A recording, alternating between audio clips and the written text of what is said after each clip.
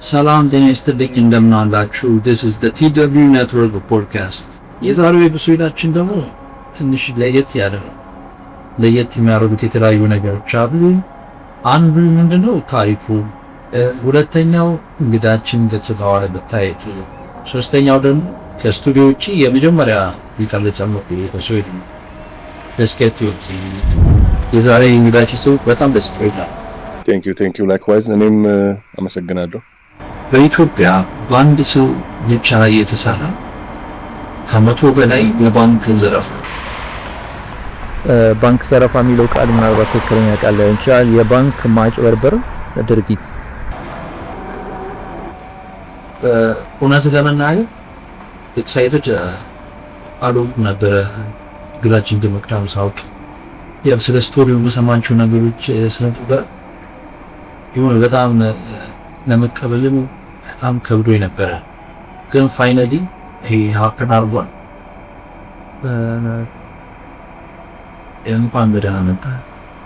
አመሰግናለሁ። እኔም ስለጠራኸኝ መጀመሪያ እንዲታወቅ የምፈልገው ይሄ ነገር አስተማሪ ነው። አስተማሪነቱን ነው በዛ መልኩ ነው እንጂ ግሎሪፋይ ምናምን ለማድረግ አይደለም።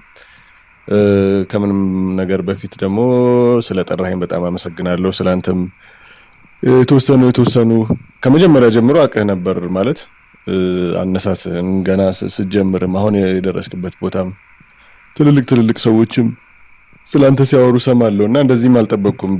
በእድሜም በእንትንም ትልቅ ሰው ነበር የመሰልከኝ። እንደጠበቅኩት ከእድሜህ ውጪ አብዛኛውን ነገር እንደጠበቅኩት ነው ማለት ጆርኒው ያንተ ራሱ አንድ ሌላ ፖድካስት የሚወጣው ነው። ቴንክ ዩ። አላወኩም ነበር እኔ ይሄንን። ስለዚህ አዲስ አበባ ነው ያየው። ሃይ ስኩል የት ነበረ? ሜጀር ምን ነበረ? ኦኬ ሃይ ስኩል ደብረ ማርቆስ ነው የተማርኩት። ደብረ ማርቆስ ጎበዝ ተማሪ ነበርኩ። ትምህርት ቶሎ የሚገባው አይነት ክላስ እንትን ጊክ ምናምን ሳይሆን ቶሎ የሚገባው አይነት ሰው ነበርኩ። ትምህርት አባቴም እዛው ትምህርት ላይ ስላለፈ የትምህርት ሰው ነው። ለትምህርት ትልቅ ቫልዩ የሚሰጥ ፋሚሊ ነው ያለኝ። ጎበዝ ነበርኩ። ሃይ ስኩል እዛ ነበርኩ። ያው እንደ ኖርማል ሃይ ስኩል ተማሪ ነው ያሳለፍኩት። ከዛ ዩኒቨርሲቲ በኮምፒውተር ሳይንስ ወደ ደሴ ሄድኩኝ ማለት ነው። ወሎ ዩኒቨርሲቲ ደሴ ደረሰኝ። እዛ ደሴ የተማርኩኝ at the same time አስተማሪ ስለነበር አባቴ በነፃ የማታ አካውንቲንግ ጀመርኩ ዲፕሎማዬን እየሰራሁ በዛ ደግሞ ዲግሪን በኮምፒውተር ሳይንስ አጠናቀቅኩ ማለት ነው። ወሎ ዩኒቨርሲቲ ደሴ ነው ግቢ የተማርኩት። ከዛ በኋላ አዲስ አበባ መጣ። ያው እንደማንኛውም ከግራጁዌሽን በኋላ ግራጁዌሽንም አልነበረም። እኔ እንትንም አላልኩም ጋውንም ምናምንም በቃ ወረቀቴን ተቀብዬ መጣሁ እንጂ ያን ያህል እንትን መላለሱ አይደለም። ፋሚሊም ገንዘብ ይልካሉ። ከቤተሰብ ጋር አልነበረኝም። አልደወልኩላቸውም ሁላ የግራጁዌሽን ቀን ምንም በጂንስ ነው እንትን ያልኩት። ሱፍም አልለበስኩም እንደሌላው። ወረቀቴን ይዤ ወዲያው ወደ አዲስ አበባ መጣሁ።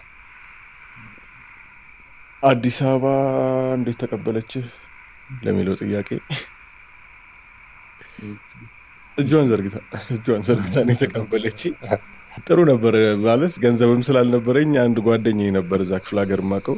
እሱ ትንሽ እየተንቀሳቀሰ ነበር ፕሮጀክት እየወሰደ ምን እያለ ምናምን። እሱ ጋር ተጠጋው ለጊዜው። እንዳጋጣሚ የሆነ ፕሮጀክት አሸነፈና የቻይኖች ፕሮጀክት ወደ አባይ በረሃ አካባቢ መሃል በረሃ ላይ የተሰራ ካምፕ ነበር። የቻይኖች ካምፕ ነው። የእነሱን የኔትወርኪንግ ምናምን ፕሮጀክት አሸንፎ ሄድኩኝ ከሱ ጋር። ኔትወርክ መዘርጋት ማለት ነው። ኔትወርክ ዝርጋታ የእነሱን ወደ 3 ወር ምናምን የሚሆን ቆይታ አድርጌያለሁ እዛ ከሱ ጋር። ደሞዝም ተደርጎልኝ እሱም ከኔ ጋር እኔም ስራውን መቆጣጠር፣ ሰዓት መቆጣጠር፣ የተሰራውን ስራ ሪፖርት መያዝ ምናምን እየሰራሁ 3 ወር ተቀመጥኩ። አሪፍ ነበር ክፍያው። በጣም ሪሞት ኤሪያ ነው። ክፍያው ሪሌቲቭሊ አሪፍ ነው። ጓደኛዬም ስለሆነ ስራም ጫና የለብኝም። ግን ቦታው በጣም ሪሞት ነው። ምንም ወደዚህም ወደዛ የማትልበት ሱቅ ለመግዛት ሲጋራ ፈለጋ 2 ሰዓት በመኪና የቻይኖቹን መኪና ሲወጡ ከነሱ ጋር ወጥተህ 2 ሰዓት ተጉዘህ ለዛውም ላታገኝም ትችላለህ። የገጠር ከተማ ውስጥ ነው የምትገባው። 2 ሰዓት ተጉዘህ ጫት አይታሰብም ማለት በቃ ጫት ልግዛ ብለህ ከወጣህ ማታ ነው የምትመለሰው ጫቱን ይዘህ። ሶ ይመሽብሃል ማለት ነው እዛው እና በጣም እንትን ነው ገንዘብ አታጠፋ። ምን አድርገህ ታጠፋዋለህ እዛ በረሃ ላይ 3 ወር ምናምን እንደሰራን እኔም ጓደኛዬም አንድ ሶስተኛ ጓደኛችንም ነበር። ያን ጊዜ ባልኖርበትም ሲባል የምሰማው የተለያዩ አዳዲስ ነገሮች የገቡበት ዘመን ነበረ እና ለምሳሌ እንደ ሪል ስቴቶች አያት ሪል ስቴትም ላይ እንደዚህ ኤሌክትሪክ ዝርጋታ ላይ የገቡ ልጆች ወጣቶች ሞር የአሪፍ ክፍያ ያገኙ ነበር። ከአቬሬጅ ኢትዮጵያዊ ደሞዝ የተሻለ ፔመንቶች ነበሩ ያኔ። ምክንያቱም በጣም የዛኔ ኮንስትራክሽን ይሄ ሙሉ ከአዲስ አበባ ወደ 5ቱም አቅጣጫ መንገድ የተሰራበት ጊዜ ነው። ድንበር ድረስ ማለት በቃ በዚህ ወደ ሁመራ ወደ በዚህ ወደ ሶማሌ መስመርም ወደ ጅጅጋ ምናምን እና በጣም ብዙ ኮንስትራክሽኖች ነበሩ። ትንሽ ደግሞ መረጋጋትም የነበረበት ነው። ይሄ የ97 እንትኑ ካለፈ በኋላ ስለሆነ መንግስትም ደንገጥ ብሎ ምናምን ስራ መስራት አክቹዋል ስራ መስራት የጀመረበት ጊዜ ነበር። ኮንስትራክሽኑ በጣም አሪፍ ነበር። በዛው ልምድ የያዙ ወጣቶች ነበሩ። ብዙ ትላልቅ ሰዎችም ሀብታም ሆነዋል ኮንትራክት እየወሰዱ። ስለዚህ እናንተ በሰዓቱ የነበረ ደሞዝ ከአቬሬጅ ኢትዮጵያ ክፍያ በላይ ታገኝ ነበር በሰዓቱ? አዎ አበልም ነበረው፣ የበረሃ አበልም ስለነበረው በዛ ላይ በጣም ማለት አሪፍ የሚባል ደሞዝ ነው የነበረው። ኮምፕሌን የምታደርግበት አይደለም። እና 3 ወር መቀመጥ አስበው፣ እንደዚህ አይነት አበልም እያለ ደሞዝም ተቀምጦ ሳታጠፋው ይጨንቃል። ትንሽ ሪላክስ ለማድረግም ከትምህርት ቤት ገና አዲስ አበባ እንደመጣው ምንም እንትን ሳል ወደዛ መሄዴ እና ብሩ መጠራቀሙ ከጓደኛዬ ጋር ተነጋገርንና ለ3 ባህር ዳር ሄድን። ባህር ዳር ሄድን። ያው ብሯን እያጠፋፋን ትንሽ ቆየን። እንዳጋጣሚ የሥራ ማስታወቂያ ቅጥር የሚል ተለጥፎ ያለው። ለረፍት ነው ሄዳችሁ? ለረፍት ገንዘቡን ለማጥፋት በቃ ሌላ ነገር አይደለም። ልብስ ለመግዛት ከዛ ውጪ ገንዘቡን ለማጥፋት ነው የሄድነው። ልጅነቱም አለ። የሥራ ቅጥር ማስታወቂያ አየውና አካውንቲንጓ ጠቀመችኝ። እዛ ላይ ገባ። ባንክ ነው የሚለው። ልወዳደር እንዴ ምናምን ስላቸው ተወዳደራሉኝ። ሞከርኩት። እንዳጋጣሚ ዴድላይኑ 1 ቀን የቀረው ነበር።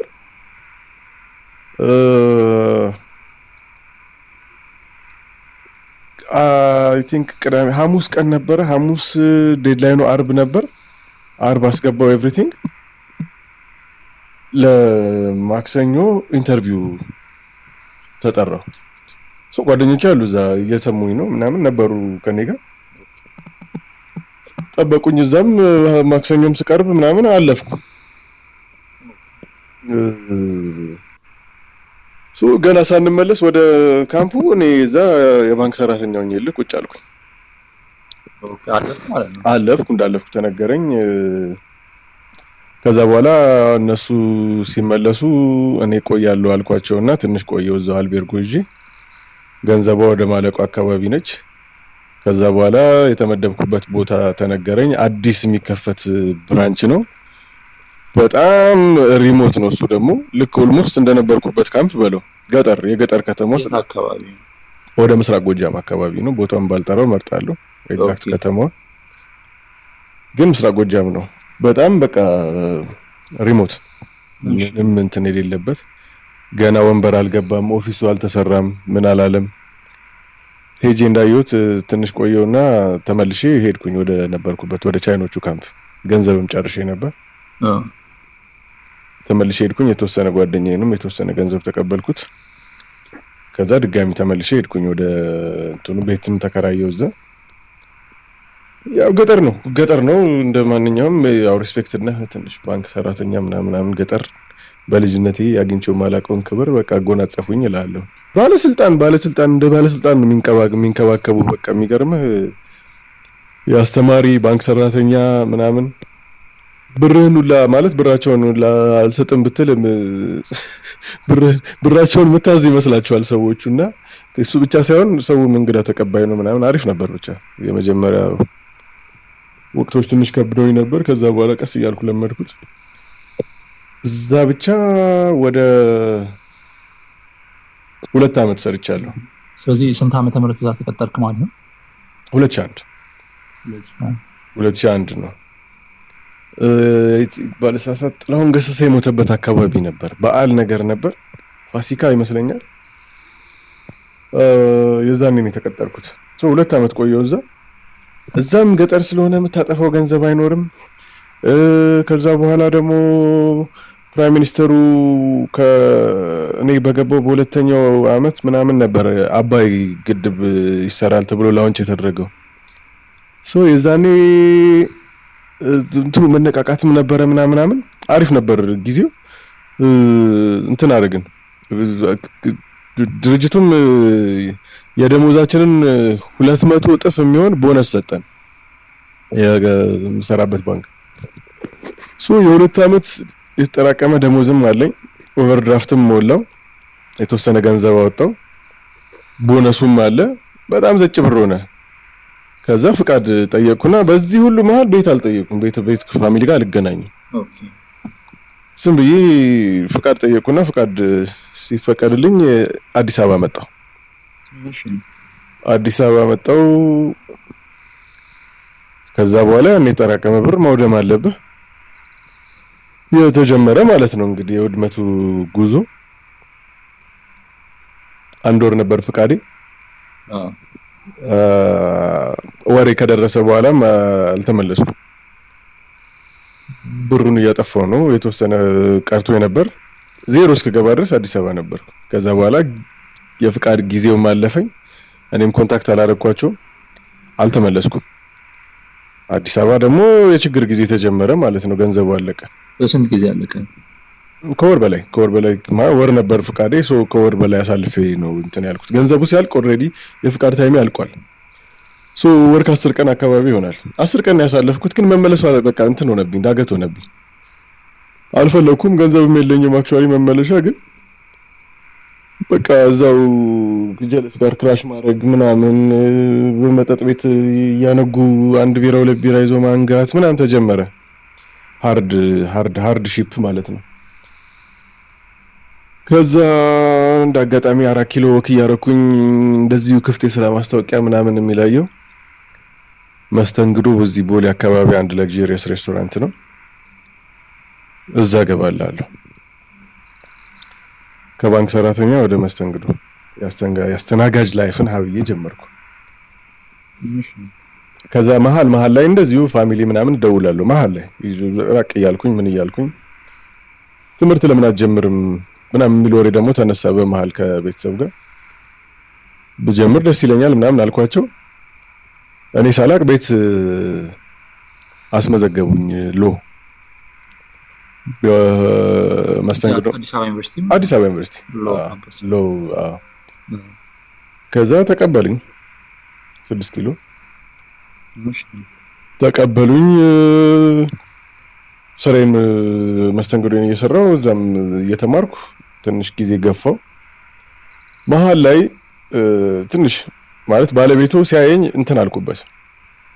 ፐርሰናሊ ጥሩ ባክግራውንድ የነበረኝ አይነት ሰው መስል በዛ ላይ እንትንም ሳስተናግድም ቪአይፒ እንትን ሪዘርቬሽን ምናምን የሚይዙ ሰዎች ነው ማስተናግደው የነበረው የኔ እንትንና ሰዎቹም አሪፍ ቲፕም ሲሰጡኝ ቴንኪዩም ሲሉኝ ሲጠሩኝም ምናምን ሲያይ ጠጋ ብሎ ሊያቀኝ ሞከረ ምናምን። ከዛ ትንሽ እንዴት ነው ኮምፒውተር ላይ ምናምን ነገር አለኝ። እንዴ ጎበዝ ማለት አይኖ የተወሰኑ ስታፍ ምናምን አልኩት እና ሎጎ ዲዛይን አድርግልኝ እስኪ ለዚህ ለሆቴሉ ምናምን ነገር አለኝ። እሺ አልኩትና ዲዛይን አደረኩለት። ፒሲ በራሱ ፒሲ ማለት ነው ፒሲ ሰጠኝ። ከዛ አልተቀበለኝም ፒሲውን። he was delighted ምናምን የሰራሁለት ነገር ተመቸው። ከዛ ፒሲውን አይ ቲንክ ወይ ስራበት ብሎ ይሁን ወይ ምን ይሁን ብቻ እንደውሰት ዝም ብሎ እኔ ጋር ተቀምጦ ስለነበር ማታ ፊልም አያለው። ማታ ፊልም ሳይ ካች ሚ ኢፍ ዩ ካን የሚል ፊልም አይ ዶንት ኖ ካየኸው አይተዋል? ሊዮናርዶ ዲካፕሪዮ ካች ሚ ኢፍ ዩ ካንን አየሁት ለመጀመሪያ ጊዜ እና የሚገርም ነገር እሱን ፊልም እኔ ሳይ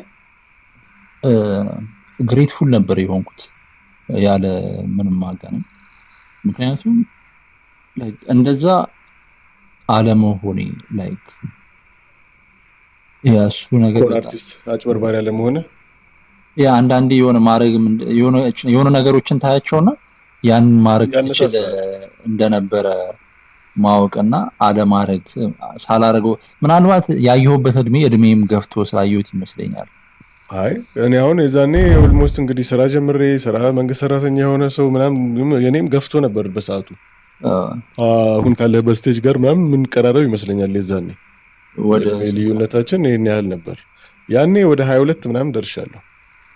ኦኬ 22 23 ሶ ማቹሪቲው ነበረ ማለት ይቻላል። ሌላ ሰው ማቹርድ ነው በ22 23 ስፔሻሊ በእኔ አይነት ፓዝ የሄደ ሰው ማቹርድ መሆን ይገባው ነበር። ግን እሱ ሳይሆን እንዴ ይሄ ሰውዬ ገንዘብ ኢዝሊ እንደዚህ ባንክ ሄዶ የሆነች ነገር ስታምፕ ምናምን ቼክ ነው የሚያጭበረብረው የመጀመሪያውን ካስታወስክ እና እንደዚህ ኢዝሊ እንደዚህ ማድረግ ከቻለ እኔ ባንክ ሰርቻለሁ መውጫ መግቢያውን አውቀዋለሁ። እንዴት ማለት ገንዘብ የዛኔ እንዳሁኑ አይደለም የትራንስፈር ምናምን አይደለም። አንተ አሁን ልኬልሃለሁ እንደምትባለው አዘር ባንክ ምናምን አይደለም። እንትና ይሄን ያህል ብር ይሄን ያህል ወደዚህ ብራንች ነው የሚባለው ብር ሲላክልህ እና በአካል የተላከበት ብራንች ሄደህ ካልሆነ ዝም ብለህ ንግድ ባንክ ሄደህ ብር አለኝ ብለህ የምታወጣበት ጊዜ አልነበረም። ወይም እኔ አዘር ባንክ እየሄድክ ብር አለኝ ብለህ የምታወጣበት ጊዜ አልነበረም። እና አውቀዋለሁ አሰራሩን ውስጥ በተወሰነ መልኩ እንዴ ኢዝሊ እኔ እንዴት እንደዚህ ማድረግ ያቅተኛል ማለት ይህ ልጅ በጣም በቃ ላይፉን እየቀጨ ነው የምታየው።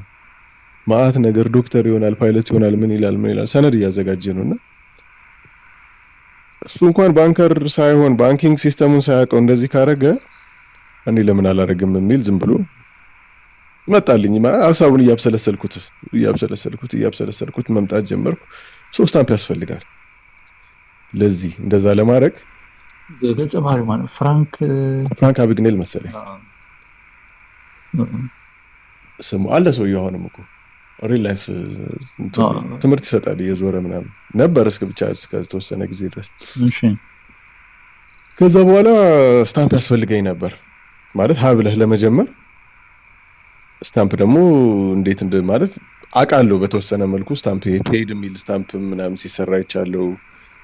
ሲሰራ ስለህ ፎርጅዱ በድንች ነበር የሚሰራው ይዛኔ በድንች እንትን እያልኩኝ መስራት ጀመርኩ እና በጣም አስቸጋሪ ነው።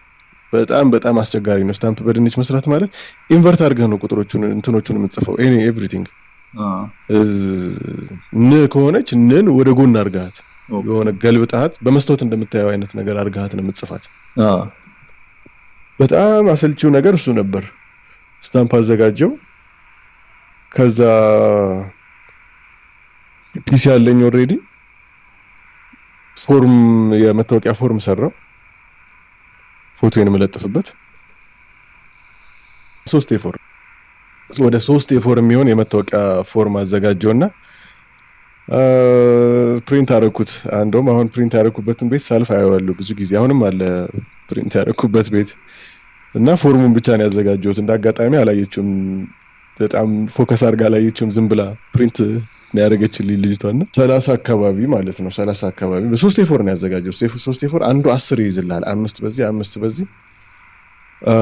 3A4 30 ፎርም የአይዲ ፎርም አዘጋጀው። ፎቶ ተነሳው ብዙ ፎቶ። ከዛ በኋላ ስም አልሞላውበትም።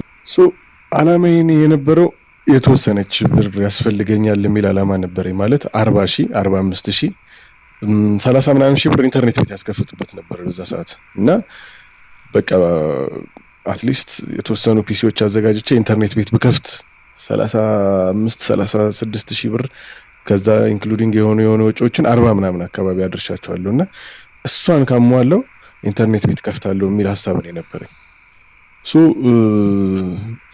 ብር ፍላጎትም የነበረው ይዛኔ ነው። በጣም በቃ ኢንተርኔት ቤት ለመክፈት የነበረኝ ጉጉት ነው አንደኛው እንትን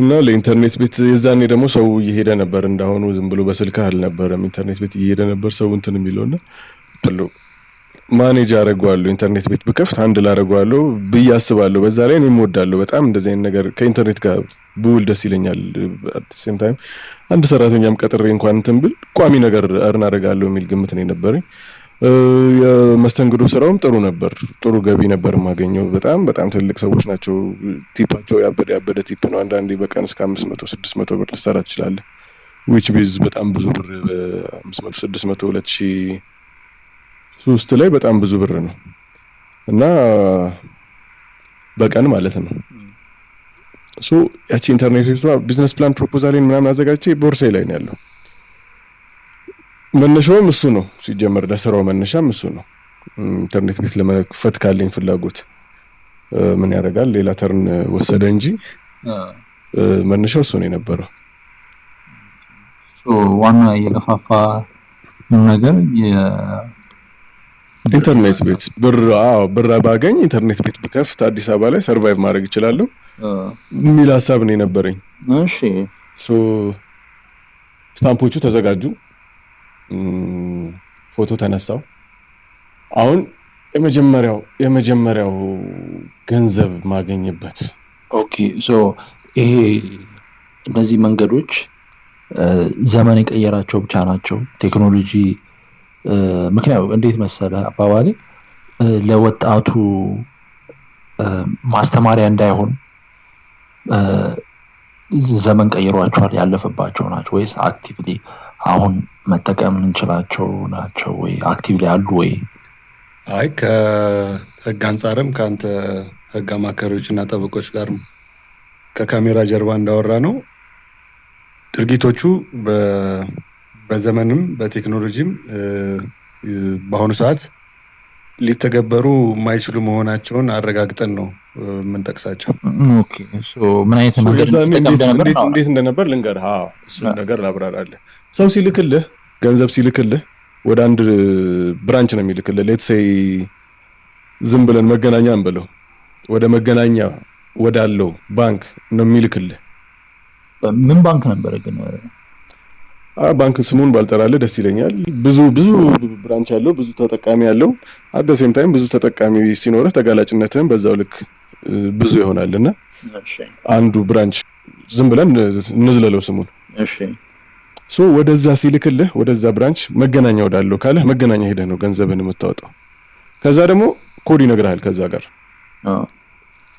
ሶ እሷን ይዘህ ነው የምትሄደው እሷን ይዘህ ትሄዳለህ እሷን ትነግራቸዋለህ ገንዘብን ይነግሩሃል እነሱ ከውስጥ ላኪው ነው የሚነግርህ ላንተ እንጂ ገንዘብ ተልኮልኛል ስትል ከዛ ውጪ ኮዷና መታወቂያ ነው ይዘህ የምትሄደው ሶ እነሱ በውስጥ ደግሞ የሚቀባበሉበት ኮድ አላቸው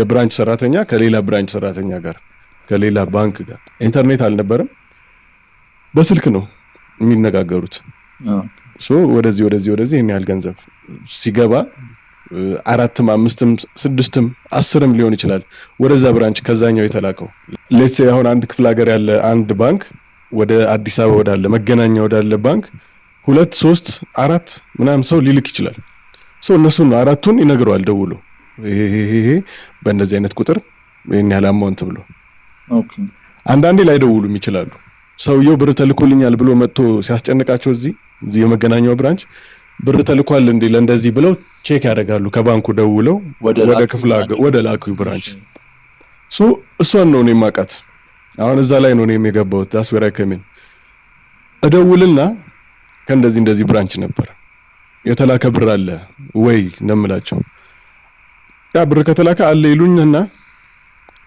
4 5 የተላኩ ሰዎች ስም ይነግሩኛል ከና አማውንታቸው መሀል ላይ ከነ ኮዱ ያው ቴክኒካል ስራውን በደንብ ባላስረዳህ ይመረጣል ብቻ ይነግሩኛል የተላከ ብር እንዳለ በዛ ፍጥነት ነው እንግዲህ ባዶ የሚያዘጋጁትን መታወቂያ ላይ ፎቶዬንና የተላከለት ስም እጽፋለሁ ከዛ በኋላ እሱን ሆኜ ቀርቤ ብሩን ማውጣት ነው ስራዬ ስለዚህ ኢንፎርሜሽን ከላኪው እንደ ተቀባይ ባንክ አስመስዬ ራሴን ከንትን ብራንች ነው የምደውለው ብዬ ነገ ጠይቃለሁ። እንደ ተቀባይ ብራንች ነው ሆኜ የምደውለው። ሶ ኢንፎርሜሽኑ ይሰጠኛል። ኢንፎርሜሽኑ ሲሰጠኝ አልተር አድርጌ አሳልፈዋለሁ ወደዛ ደግሞ ወደ ተቀባዩ ብራንች ደግሞ መሀል ላይ ነኝ ነው። ኦኬ ወደ ላኪው ብራንች ደግሞ ወደ ተቀባይ ብራንች እንደ ላኪው ሆኜ ደግሞ አደውላለሁ። ሶ የውስጥ መስመር ስልክ ነው የባንክ ስልክ ነው። እኔም ሰርቻለሁ አውቀዋለሁ ኢንፎርሜሽኑን ምናምን እዛ አካባቢ ሆኜ ነው የምደውለው። የተቀባዩ ብራንች አካባቢ ሳድርቅ ሽንት ቤት ውስጥ ገብቼ ጸጥታውን ምናምን ስለምፈልገው ሶ እዛ ደውላለሁ። ከዛ በኋላ በፍጥነት ገባና ኦሬዲ ስሜን ማዘጋጀው ከዛ በኋላ ነው። መሀል ላይ ከተላኩ ብሮች ውስጥ ለኔ ይሆናል የምለውን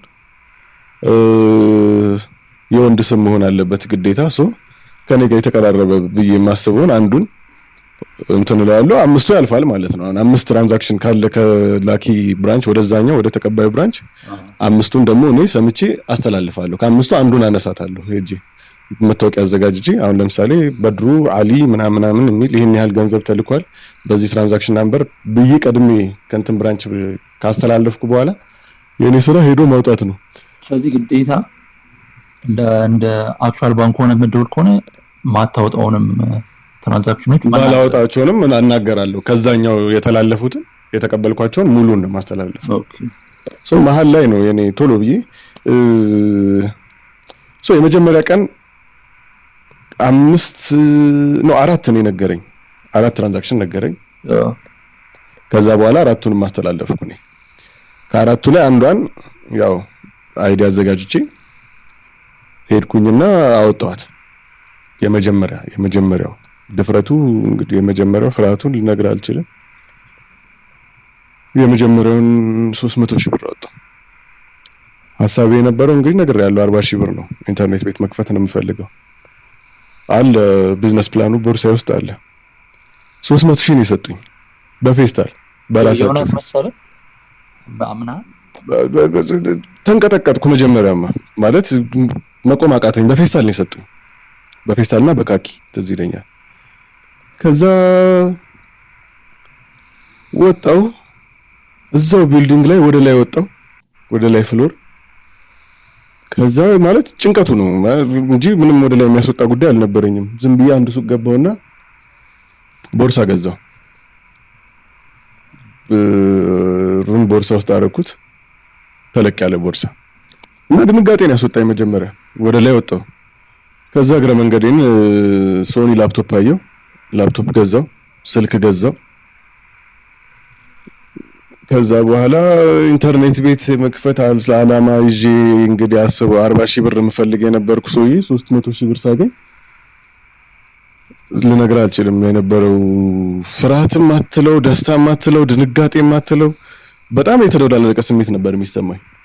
40,000 ብር እንደዛ ዳገት የሆነብኝ ሰውዬ በአንዴ 300,000 ብር ሳገኝ 310 ምናምን አካባቢ ነው። ኢንፋክት 300 ብቻ አልነበረም 312 እና ያን ሁሉ ብር በቃ ዳገት ነው የሆነብኝ። ምንድነው የማደርገው? ከዛ በኋላ ብሩን ይዤ ወጣሁ። የቀረውን ብር ያገኘው ታክሲ ውስጥ ነው የገባሁት። ድንጋጤውም አለ። የመጀመሪያ ነው። በዛን ያክል ብር አይቻላቅም በባግ ነው ያዝኩት። ከዛ በኋላ 6 ኪሎ ወረድኩ። 6 ኪሎ ወርጄ ምግብ ቤት ገባው። ምግብ አዝዤ ምናምን ትንሽ እንደበላው ከዛ በኋላ ቢራ አዘዝኩና ቢራ መጠጣት ጀመርኩ። እንትኑም ፍርሃቱም እየለቀቀኝ መጣ። ኮንፊደንስም እንትን ቢልድ እያደረኩ መጣው። ከዛ ታክሲ የቦሌ ታክሲ ይዤ ቦሌ ሄድኩኝ። ከዛኔ ደመቅመቅ ያለ አሩን ነው አሁን የምታውቀው ከሆነ ሴራኒ ዲሰንት ዛንዚ የነበሩበት ሲባል ሰማለሁ። ቲኬ ጀርባ ማለት ነው። እዛ መጠጣት ጀመርኩ ብሬን እንዲያዝኩኝ። ከዛ በኋላ እንግዲህ ነጋ፣ ድጋሚም ተመሳሳይ ተጀመረ። ቪሸስ የሆነ ኑሮ ቀጠልኩ ማለት ነው መጠጣቱን። ሉፕ ተጀመረ። እንትኑም አለ የፕሮፖዛሉን ማስቀምጫታለሁ። ይሄ አሁን 40,000 ብር ኢንተርኔት ቤት ከፍታለሁ ብዬ ያሰብኩት ብር ስለሆነ ከሱ ብር ውጭ ያለው ብር የኔ ሁላ እስከማይመስለኝ ድረስ ኦኬ ማን አክቹአሊ እኔም አይደለም ግን በምን ፍጥነት እስከ ወደ 40 ሺህ ብሩ ደረስክ? 40 ሺህ ብሩ ሳይሆን ጭራሽ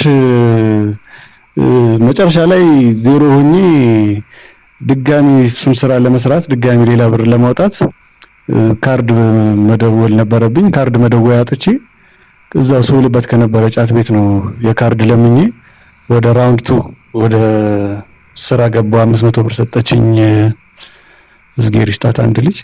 እሺ ከዛ ወደ ሁለተኛው ወደ ራውንድ 2 ተገባ ማለት ነው።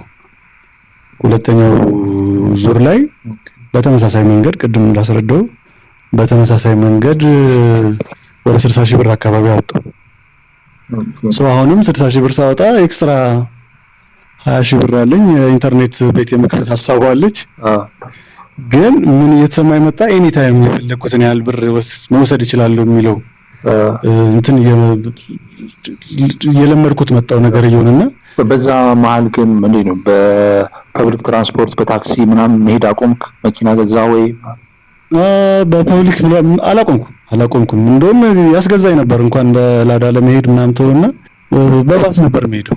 ማታ ኦፍኮርስ እንትን በሌለበት ሰዓት ላዳ እጠቀማለሁ ከቤት ቤት ለመቀያየር ሰፈር ለመቀያየር ካልሆነ በስተቀር አንዳንዴ ደብረ ዘይት ጀማ ሰብስበህ ምናምን ለመፍታታት ቅዳሜና እሑድ አይቀርም ነበር። የዛኔ በኮንትራት ሄድ ነበር እንጂ ይሄ እንትን የሚያጓጓኝ አይነት ሰውም አይደለሁም። ይሄ ምቾት፣ ገንዘብ፣ የሀብታም የመሆን ፍላጎትም የነበረኝ አይነት ሰው አይደለሁም። ያቺ ጎሌ የነበረችው ኢንተርኔት ቤት ነች።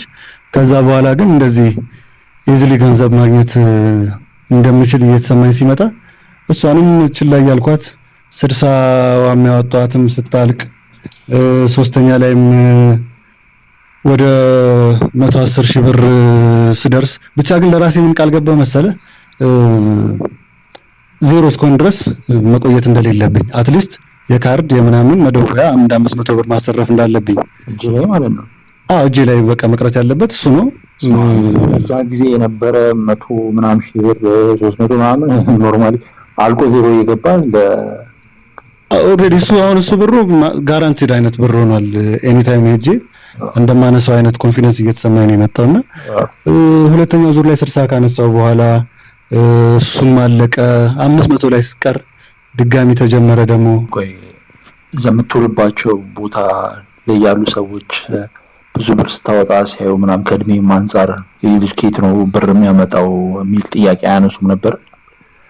ማንሳታቸው አይቀርም ግን ውሸት አዘጋጅው ጥሩ ውሸት። አሁን ለምሳሌ የምትውልበት አካባቢ ላይ ፋይናንሻሊ ብዙም ብር ሳይኖረው ከሁሉም ጋር የሚቀራረቡ ምናምን ሰዎች አሉ አይደለ? ለነሱ እህቴ ውጪ እንደነበረች እህቴ ውጪ እንደሆነችና ጥሩ ባል እንዳላት ሀብታም ፈረንጅ ባል እንዳላት ፋብሪካ እንዳላት ምናምን ቀድሜ ተናገርኩ። ኦልሬዲ እነሱ ወሬውን ያስፋፉታል። ከዛ በኋላ ለሌላውም ኤክስፕሌን ማድረግ አይጠበቅብህም። ከብዙ ሰው ጋር ኮኔክሽን ስለሚኖራቸው እሱ እኮ እንደዚህ ነው እሱ እኮ እንደዚህ ነው ምናምን ይባላል። ሌሎቹም ያው እኔ ብዙም እንትን አላልኩበትም። ሰውም ያን ያህል ገፍቶ አላስጨነቀኝም። ኦልሬዲ ያቺን ሜድ አፕ ስቶሪ ስለፈጠርኩ ተስፋፋ። ወሬውን ሌላው ሰው ያወራልሃል። ዋንስ እንኳን ለነገሩ ፈጠረ ሰተን እንዲሁም ሰው ማለት ሰውም እንዲሁም ያወራል። ኦኬ ከዛ ግን በጀመርክበት መንገድ ቀጠልክ ወይስ መንገዶቹ ያሻሻልክ መጣ? በሆነ መንገድ ቀየርኩት። ምን ተፈጠረ መሰለህ? እንደውም ጥሩ አስታወስከኝ። አንድ ጊዜ እኩል ተጠራ፣ ስሜ ተጠራ እንደዚሁ ባንክ አስገብቼ።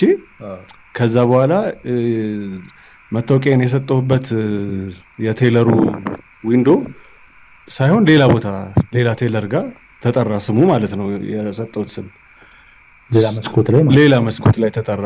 ከዛ በኋላ ተነስቼ መሄድ ስጀምር ሌላ ሰው ተነስቶ አቤት ብሎ ሄደና የዛኔ መሰለኝ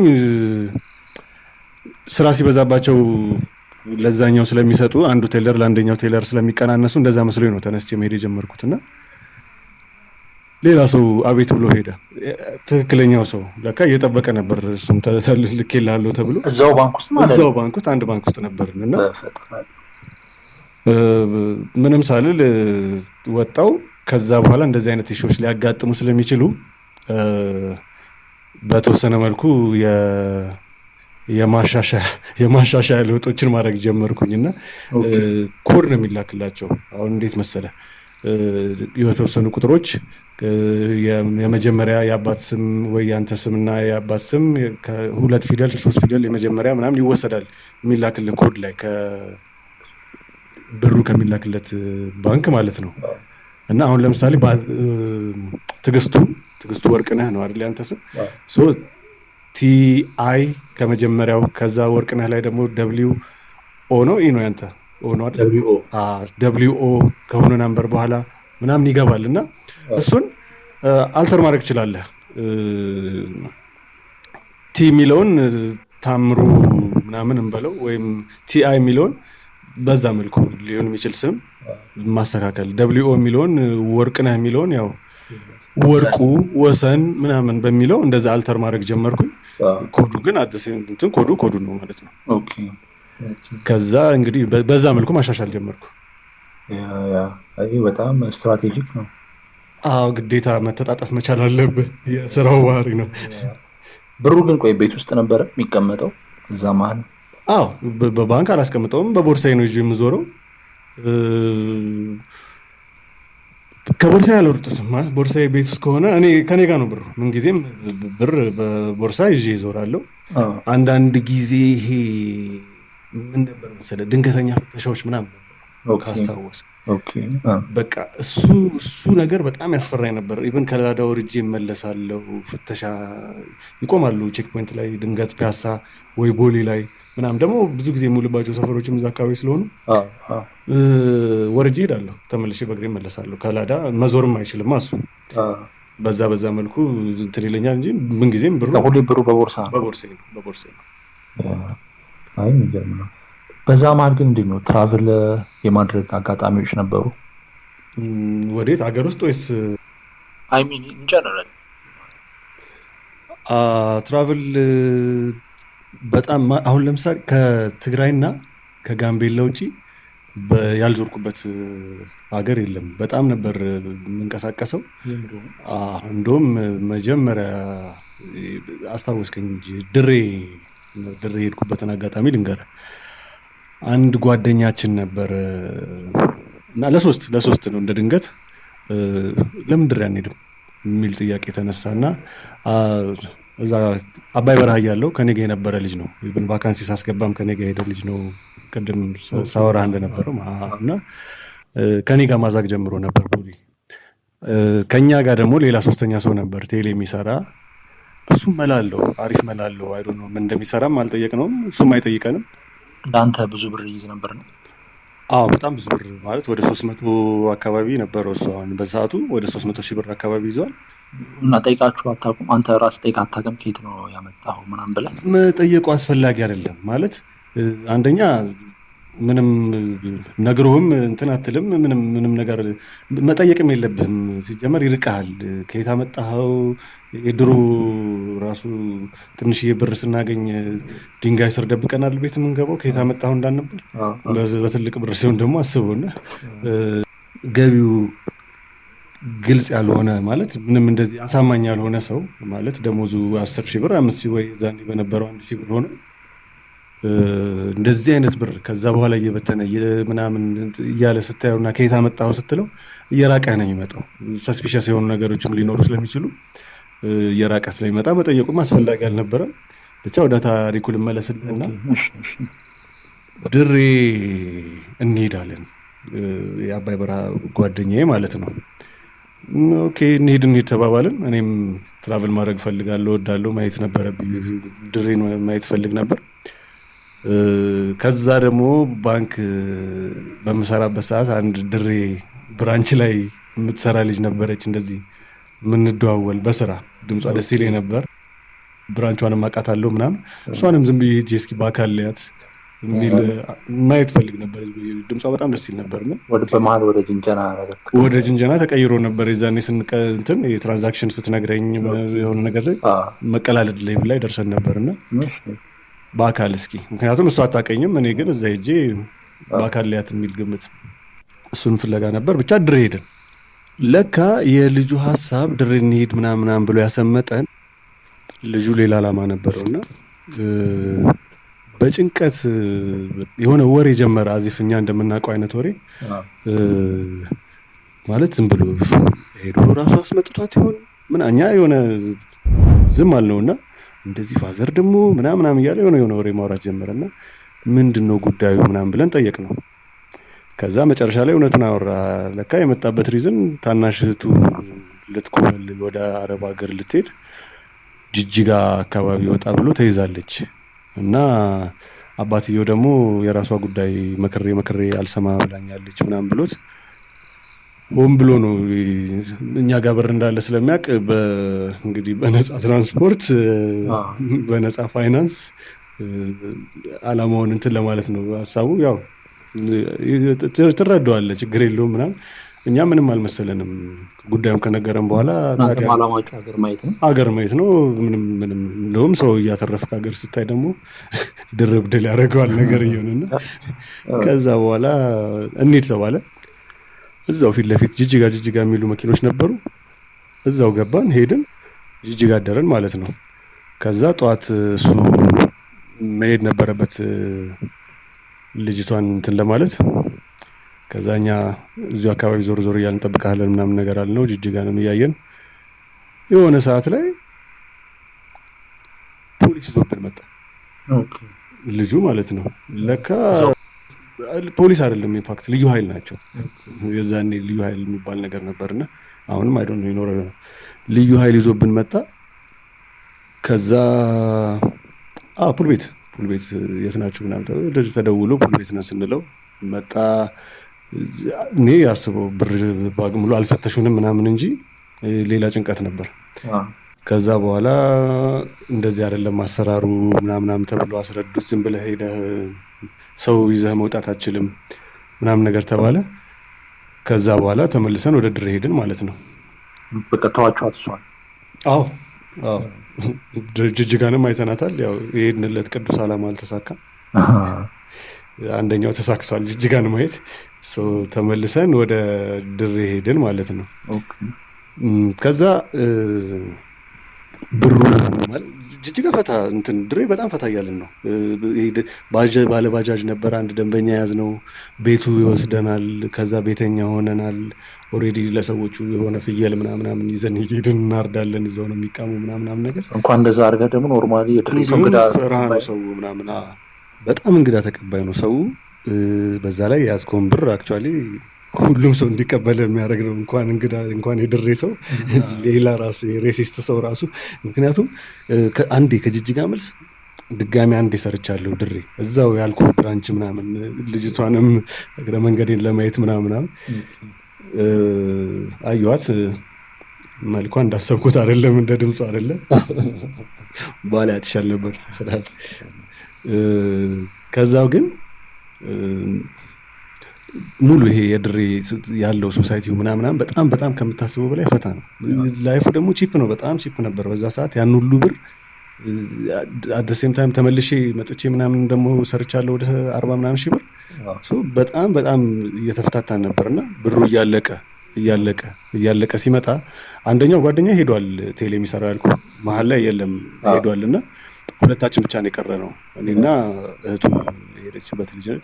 ብሩ እያለቀ ሲመጣ እሱ አሁን እያሰበ ያለው ባግ ውስጥ ምናምን ያየዋል። ብሩን ከኔ እኩል ነው እያየው ያለው፣ ምንም አዚፍ እንደ ራሱ ነው እያየው ያለውና እየተጨነቀ መጣል አይደለ። ብሯን የሆነ ሰዓት ላይ ጠዋት ስነሳ ጥርግርግ አድርጎት ስልኬን ብሩን ምናምን ይወስዶታል። በቃ ብሩ አንዴ ካለቀ በቃ ያለቀና እሱ ካለቀ በኋላ ሌላ ሊያስብም አይችልም። በዛ ላይ ሄድ ብለህ እንደዛ አይነት ብር ሊመጣ አንድ ዋንስ ነው ላይፍ ታይም የተገኘ ቻንስ ነው የመሰለው እሱ።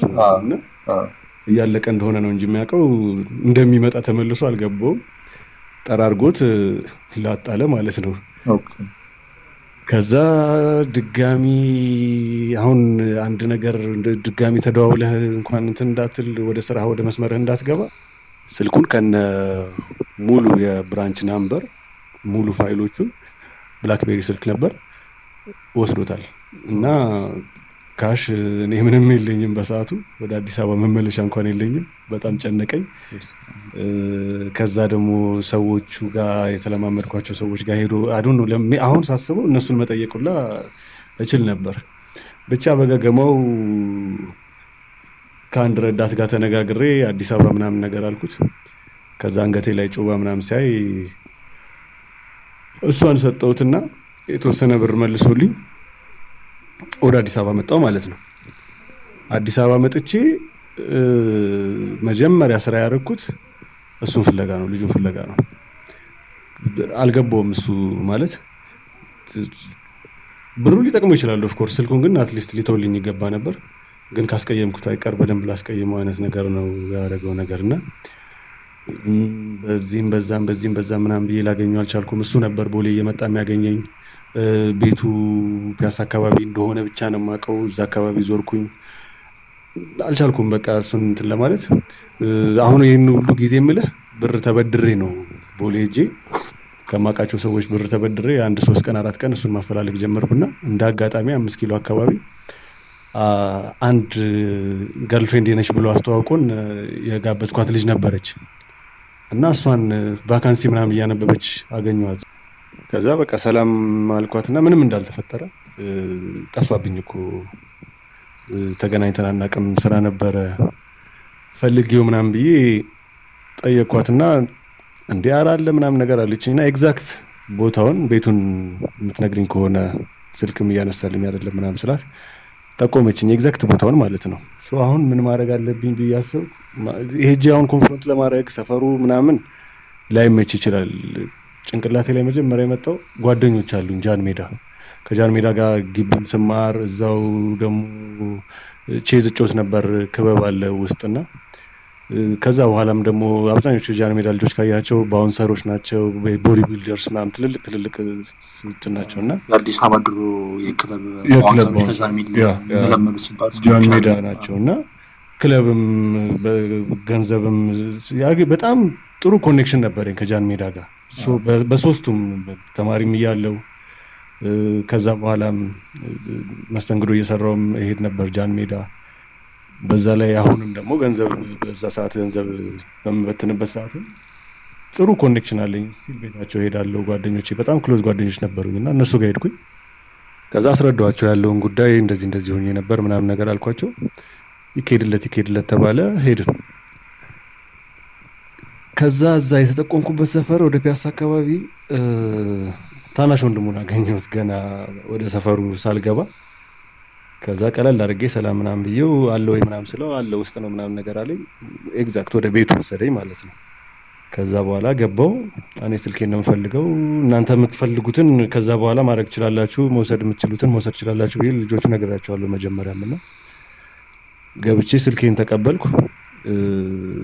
ብር ስለነበረ ይዞት ሄደው ከኔ የወሰደው ብርም ስለነበረ ስልኩን አልሸጠውም። ብላክቤሪ ስልክ ነው በዛ ሰዓት ደግሞ ስልኩን ወሰድኩኝ።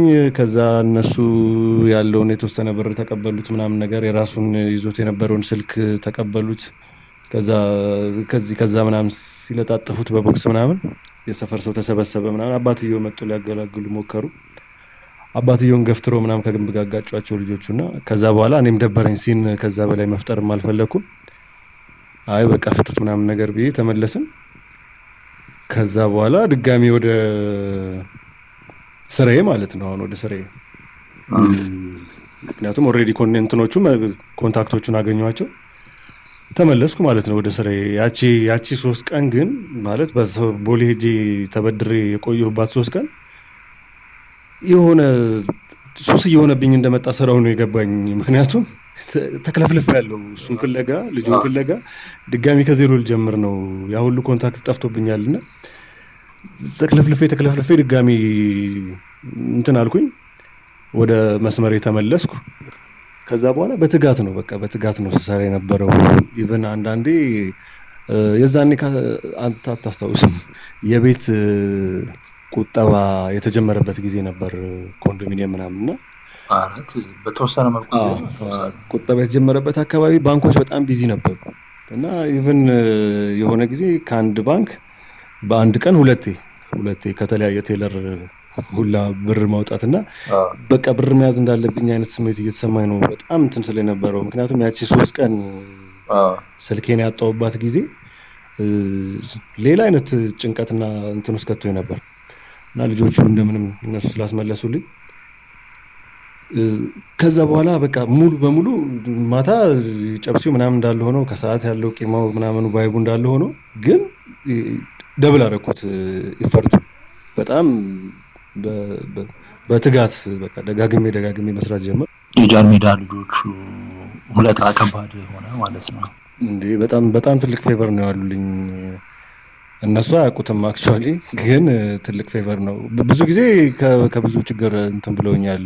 እንደውም እነሱ አንድ ጊዜ ምን ሆነ መሰለ ቻናል 5 የሚባል ቤት ነበር እዛ ወደ 7 ደረጃ አካባቢና ያሳ ከዛ ውጪ ላይ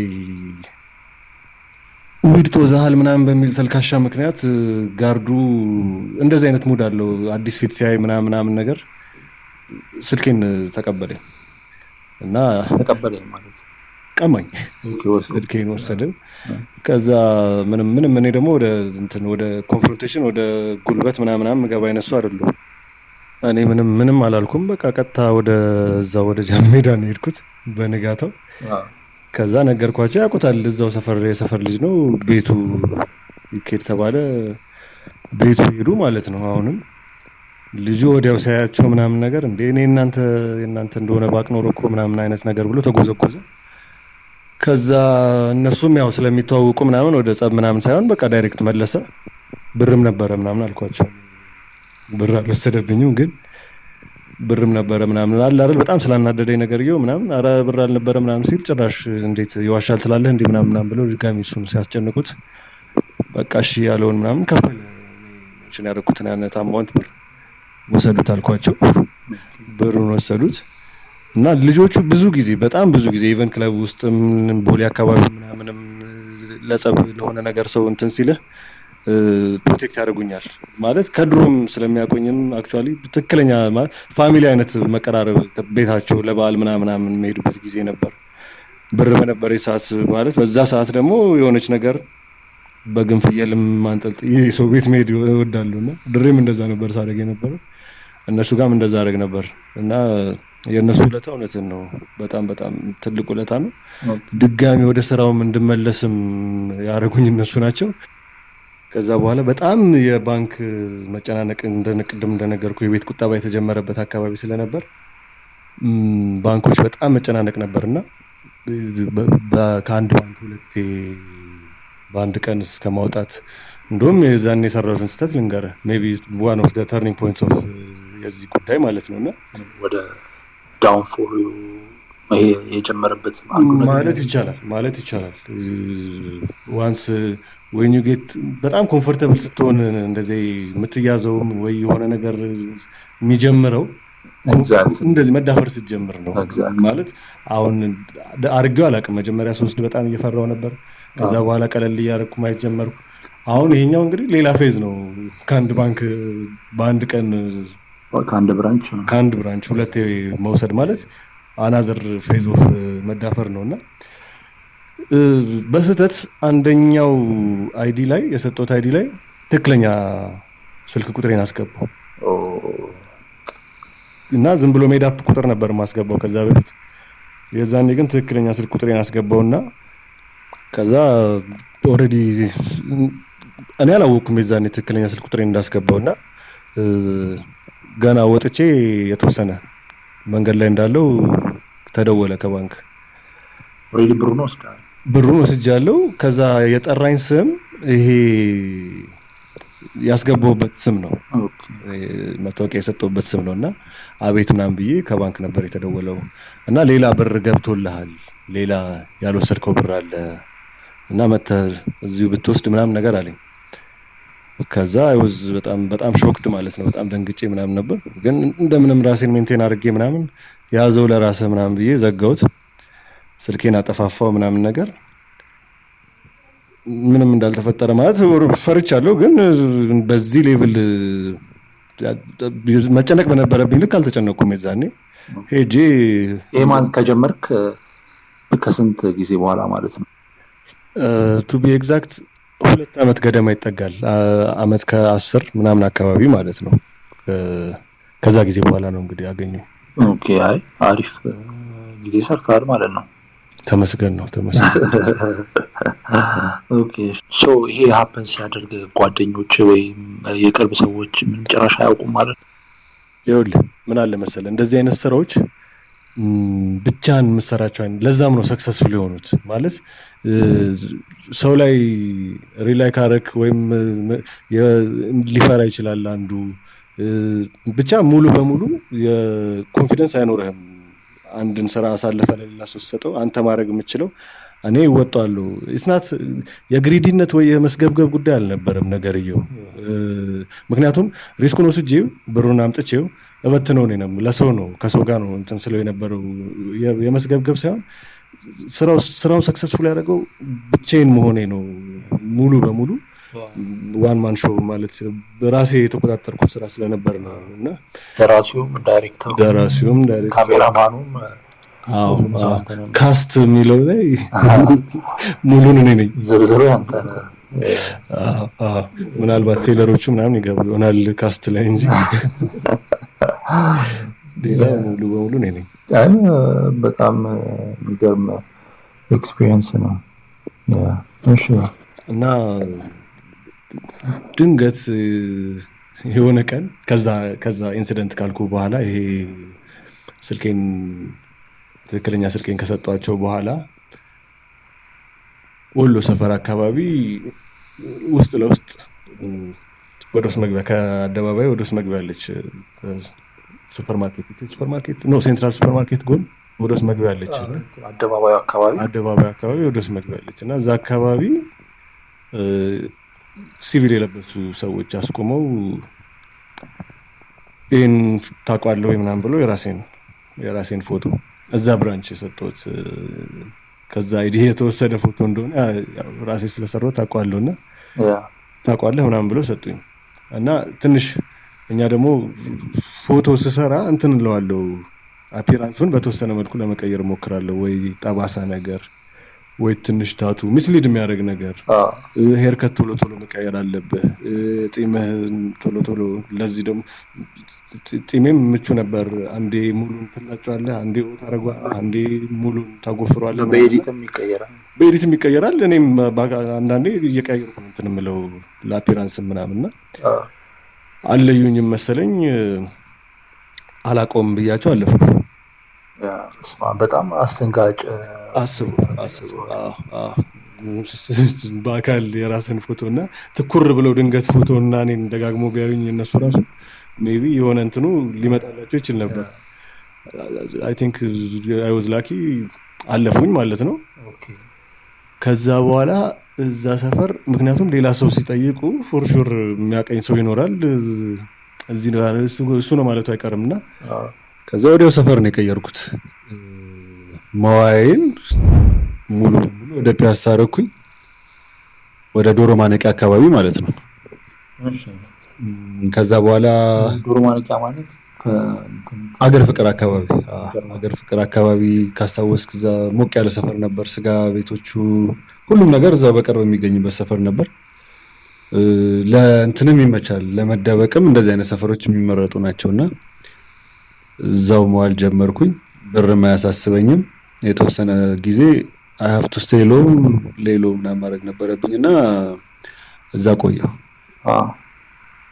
ምን ተፈጠረ መሰለህ እዛ መቼም ማረሳው ስቶሪ ሁለተኛ ሳምንቴ ላይ በጣም ይመቻል አካባቢው ሁሉንም ነገር በአቅራቢያ ታገኛለህ ከጧት ጀምሮ የሰው ፍቅር የሰው ያለው በጣም በቃ ዲፕ እዛው እንትን እንድትል የሚያደርግ ነውና እንዳጋጣሚ ሙሉበት ቤት ውስጥ አንድ ጉዳይ ተነሳ ምናምን ያወሩ ስለሆነ ኢቨንት በ80ዎቹ ስለተፈጠረ ኢቨንት ነውና ታስታውሳለህ እንትና እንደዚህ አድርጎ ምናምን ይላሉ። እኔም መሀል ላይ አንዳንዴ ምናምን ሂስትሪም ስለምወድ ምናምን የሆነ ወቅት ላይ ጣል እያደረኩ የሆነ ጨዋታ ውስጥ ገባለሁና የራሳቸው ፐርሰናል ጨዋታ ጀመሩ በዛን ጊዜ ማለት ነው። 80ዎቹ ሀፕን ስለተደረገ ኢንሲደንት ምናምን ከዛ እንትና እንደውም እዛች ጋር ነበረ ምናምን ነገር አለ እዛው ቤት ውስጥ ጠቁሙት ወንበሯን ማለት ነው ጫት ቤት ውስጥ ለካ እዛው መቃሚያ ቤት ውስጥ አሁን ያለሁበት መቃሚያ ቤት ውስጥ ሰዎቹ 81 ምናምን መፈንቅለ መንግስት ሲደረግ ምናምን ስንት ነገር ሲፈጠርም ዘውተው የነበሩ ሊሆን ይችላሉ እዛች ጋር ነበር እንደውም ካስታወስክ እንትና ምናምን አሁን ጀርመን ሄዶ ምናምን ብለው ቦታዋን ጠቆመው ከነ ወንበሯ ማለት ነው በጣም ሾክ ሆንኩት ምክንያቱም እነዚህ ሰዎች በእንደዚህ አይነት ሩቲን እኔ አሁን ሁለተኛ ሳምንቴ ላይ ነኝ ብያለሁ ኦልሞስት እና እየተመቸኝ ነው ከነሱ ጋር በጣም ዲፕ የሆነ ጋባዥም ስለሆንኩኝ እሱ ብቻ ሳይሆን ባትሆንም ግን ሰዎቹ ኩል አይነት እንትን ናቸው የፍቅር ሰው እንደሚባለው አይነት ነገር ናቸው በጣም ጧት ተነስቼ እዛ ነው በቃ ጥልቅ ምለው ከዛ ወደ መሰኛት ምክንያቱም ወደዛ መሄድ ትቻለውና እየሳበኝ መጥቶ ነበር የሁለተኛው ሳምንቴ ላይ እንግዲህ እሱ ነገር አስደነገጠኝ በጣም ከመጠን በላይ አስደነገጠኝ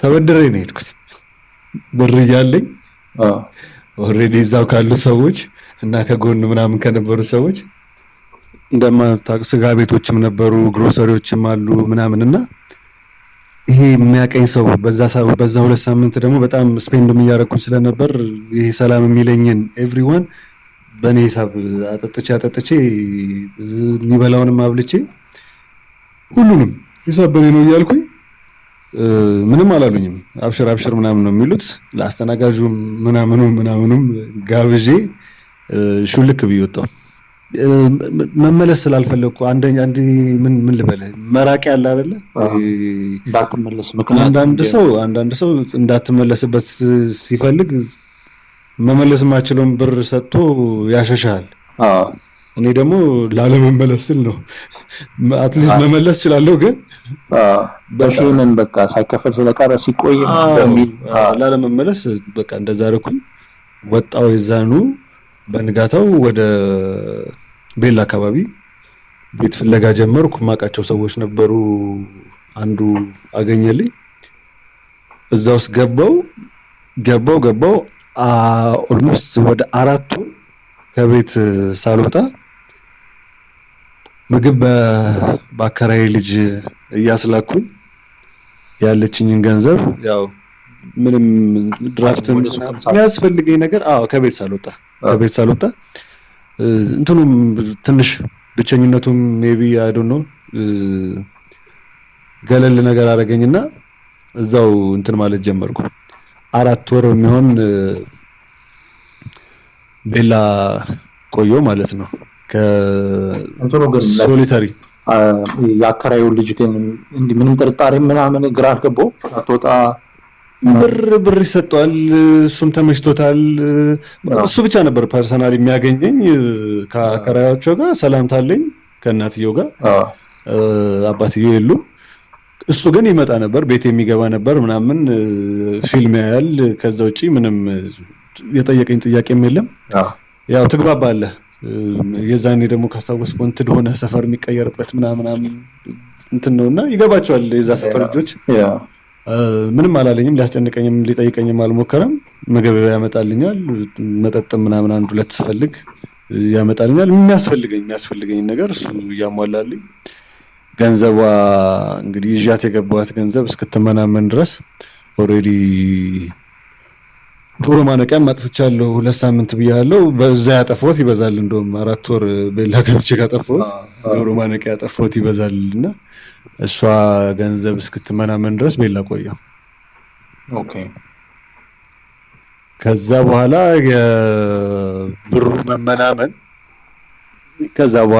የብሩ መመናመን እያሳሰበኝ ሲመጣ ያው ያስገድዳል ኦሬዲ የቤት ኪራይ ምናምን አስጨንቆህ የማያውቁት ጉዳዮች የምግብ ረጅም ጊዜ አስባቸው ማታቅ ጉዳዮች አሳሳቢ የሆኑ አስፈራኝ ገና መጪው ጊዜ አስፈሪ ነው የሚለው ነገር ሲሰማኝ ወጣው ጫፍ በጣም ተጠንቅቄ ለመስራት ቤት ውስጥ ጊዜ ቆየ ማለት ነው ቤት ውስጥ 4 ወር 4 ወር ቤት ውስጥ ነበርኩ ኦኬ ከዛ ግን በጣም በጥንቃቄ ይሄ የነበረኝን ነገር ኦሬዲ ይሄ ተረጋግቷል በሚል ፍለጋውም እንትን ይሆናል ብዬ ነው እንጂ ሰው ምናምን አጣርቼ ምናምን አይደለም ኢንፎርሜሽን ጠይቄ ምናምን ሳይሆን ብዙ ጊዜ በራሴ ነው የምወስነው አብዛኛውን ነገር ለሰው እንትን ስለማለት ወጥቼ ጫፍ ላምበረት ኮተቤ ወደዚህ ወደ ኮልፌ ምናምን ያን ያህል በጣም ቢዚ የማይሆኑ አት ዘ ሴም ታይም ትልልቅ ያልሆኑ ብራንቾች ወደ እነዛ አካባቢ ጀመርኩኝ ድጋሚ ተመልሼ ማለት ነው። ግን አሁን ይሄ የምትደውልባቸው ስልኮችን ምናምን ሲም ካርዶችን ወይ ነምበሮቹን ላይ ደህንነቶች አሁን ያኔ ኢንሳ መባሉን ግን እንደዚህ ያሉ የደህንነት ቢሮ ትራክ ዳውን አያረጉትም ነበረ? አስታውስከኝ። አሪፍ ጥያቄ። ምን አለ መሰለህ መጀመሪያ ይሄ ወደ ብራንቾች የምደውልባቸው ስልኮች አንድ ቴሌ የሚሰራ ጓደኛ ድሬ ከኔ ጋር ሄደ ያልኩህ ልጅ ነበር አይደለ? አዎ። ከሱ የተወሰነ ሲም ካርድ ተቀብያለሁ አት ሳም ፖይንት። ከዛ ውጪ ግን በሰውም እያስወጣው በራሴም በባንክ በማወጣባቸው ፌክ አይዲዎችም ሲም ካርድ እያወጣው ነበር የምጠቀመውና አንድ ጊዜ የትራንዛክሽን ናምበሩን እና የብር አማውንቱን ከተቀበልኩባቸው በኋላ እና ብሩን ካወጣሁት በኋላ እዛው መርካቶ አካባቢ እየሄድኩኝ በአገር አቋራጭ የሚሄዱ ባሶች አውቶቡስ ተራ ውስጥ ገባ ብዬ አንድ ቦታ ላይ ሸጉጥ አድርጌ ጭነቱ ወደሚሄድበት ይሄዳል፣ እኔ ወደ መንገድ እሄዳለሁ። እንደዛ ነበር የምሄደው ወደ ተሳሳተ ሎኬሽን። አዎ የዛኔ ግን ትክክለኛ ሲሜን የምጠቀምበትን ሲም ከመዘገብኩ በኋላ እኔ አይ ዶንት ኖ ምን እንደተፈጠረ ምን አይነት መዘናጋት እንደሆነ ቅድም እንዳልኩ በጣም በአንድ ስራ ላይ ኮምፎርታብል በመሆን የሚመጣ መዘናጋት ነውና እስቲል እንደዛም ሆኖ ከያዙኝ በኋላ መጣል ነበረብኝ አይደል? እንትን አላልኩትም እና የዛኔ ግን ዘግቼ ነው ያሰብኩበትና እሱን በባስ ላኩት ማለት ነው ሲሙን ከትንሽ ጊዜ በኋላ። ከዛ በኋላ ያሉት እንቅስቃሴዎች በሙሉ ስትሪክትሊ በቃ ጫፍና ጫፍ ሆኑ። ስራዬን አላቆምኩም። ትንሽ በጣም መጠንቀቅ ጀምሬያለሁ። ሎ ፕሮፋይል አድርጌዋለሁ። በተወሰነ መልኩ ያው ብሩ እንደዛኛውን ባይበዛ ስራዬን ግን ስሙዝሊ ማከናወን ችያለሁ። ያን ያህል እንትን ሳይኖርብኝ ማለት ነው። ስለዚህ በዛ ጊዜ ቀፎ ባስ ላይ እና ጭነት ላይ ያገኙ ሰዎች ባለውለታቸው ነው ማለት ነው። እባካችሁ መልሱልኝ የኔን። አዎ በጣም ብዙ ቀፎ ማለት ምክንያት አንደኛ ማይነር ነገር ነው ለኔ በዛ ሰዓት 1000 ምናምንም ሊሆን ይችላል 900 የሚደርስም አይመስልኝ የሚደርሱ ነበሩና ኦኬ ግን በቃ ከምወስደው ብር አንፃር ሁለተኛ ለስራው የምትከፍለው ዋጋ ነው። ምን ልበል የጉልበት ዋጋም አይደለም ብቻ የስራው ዋጋ አንዱ ቀፎና ሲም ነው። በዛ ላይ ከ2 ዓመት በላይ ሰርቻለሁ በስራው ላይ እና በጣም ማይነር ነገር ነው የሚሆነው ቀፎ ማለት በዛ ሰዓት ስንት እኮ ብር የተሰጣቸው ሰዎች መሀል ላይ ቡና ጠጡ ልጀምር ምናምን እግረ መንገዴን እያለፍኩ የሚሉ ሰዎች ቡና ጠጡ የጀመሩ ይኖራሉ፣ ሴቶች ሌሎችም እንደዚህ አይባልም አክቹአሊ አድርጌያለሁ ምናምን ትንሽም ሊሆን ይችላል 5000 የሚሆን 7000 10000 የሚሆን ምናምን ግን በዛ ጊዜ እንዴት ነው የታመመ ሰው የመርዳት ምናምን አጋጣሚዎች ነበሩ? እግረ መንገዴን ያገኘሁት ሰው አሁን ብቻዬን ጠጥቼ መንገድ ላይ ይሄድኩ ወደ ቦሌም በለው ወደ ሺኒያም በለው ወደ ምናምንም ምን የምትባል ነገር ነበረች መሰለህ ጎዳና ተዳዳሪዎቹ አባ ይቺን ሰርተን በዳቦ ልንበላ ነው ምናምን ይሏት ነገር ድስት ምናምን ያስቀምጣሉ ፒያሳ ምናምንና አትወርድም ከድስት ከእንትኑ ከእሳቱ ከምድጃ አትወርድም ነገር ይሄ ውስጧ ምን ይኑር እኔ እንጃ እኔ አይቻት አላውቅም። የእሷን እሰጣቸዋለሁ ምናምን የት ነው የምታድሩት ምናምን እዚሁ ነው የምናድረው ምናምንና ትዝ ይለኛል አንድ ቀን መጪ ስንት ብር ነው አሁን እናንተ ማደር ብትፈልጉ ምናምን ነገር ስላቸው 5 ብር ወይ 10 ብር ምናምን ሄደን ማደር እንችላለን ተደራራቢ አልጋ አለ በዚህ መሻሎክ አካባቢ ምናምን ዲሲ የሚባል ሰፈር ምናምን ነገር አለኝና ከዛ ቁጥሬ ሰጠኋቸው ከነራት ምናምን እና እኔ ሰክሬያለሁ ምናምን በቃ ትንሽ ቆይቼ መንገዴን ቀጠልኩ። እነሱም እሺ እናመሰግናለን ምናምን ብለው ደስቷን ምናምን የሆነች ጥግ ስር ምናምን ነገር ወሽቀዋት ምድጃዋንም እሳት የላትም። ከዛ እኔ በሁለተኛው ዙር እዛው ሰፈር ነኝ ገና ነው።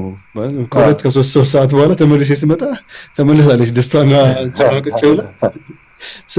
እግረ መንገዴን ነው አሁን ይሄ እግረ መንገድ የሚያጋጥመህ ሰው ይኖራል። ሆደን ይበላሃል። ከዛ ትሰጠዋለህ። መጣ ምናምን የሚሉ የሆኑ ቦታዎች ነበሩ። ያ ብር የሚሰጠው ልጅ መጣ ምናምን ነገር በቃ ብዙ ሰው ተዳብሷል። ደርሶታል። መልሰን ወደ ህዝቡ ነው ሮቢን ሁድ የሚል ገጸ ባህሪ አስታወስኩኝ። ሀብታም ወስዶ ለድሃ ግን እንትን በሌላ ሰው ሞክረህ ታውቃለህ? ላይክ ባይናው አይ ውድ ሴይ በደንብ እየተጠናከረ መጥቷል ምናምን። በሌላ ሰው የሞከርክበት አጋጣሚዎች ነበሩ? ለማስፋትም ነገር ለማስፋት ሳይሆን አንድ ጊዜ አንድ ጓደኛዬ እኔ ተኝቼ እሱ ፊልም ለማየት ለማውጣት ቦርሴን ሲከፍተው መታወቂያ ያልተሰራበት መታወቂያ ገና ስም ያልጻፈበት ሆኖ በጣም ብዙ መታወቂያና ገንዘብ ያያልና በኋላ አስጨንቆ ጠየቀኝ።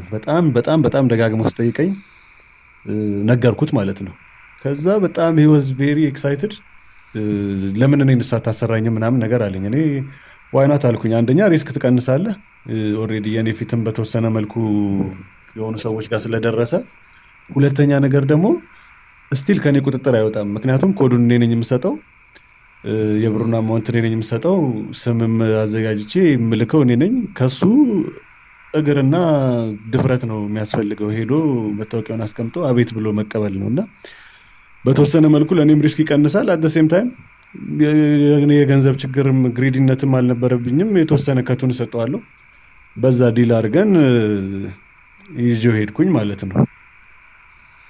ከዛ እንደተባለው አስቀመጠ። ወደ 50 ምናምን ሺህ ብር ነበር፣ 56 ሺህ ብር ምናምን አካባቢ ነበር የሚያወጣው። መታወቂያውን አስገባ፣ ወረቀቱን ጽፎ አስቀመጠ። ባንክ ሄዳችሁ? ባንክ ሄድና እኔ ራቅ ብዬ እያየሁ ነው። ከዛ በኋላ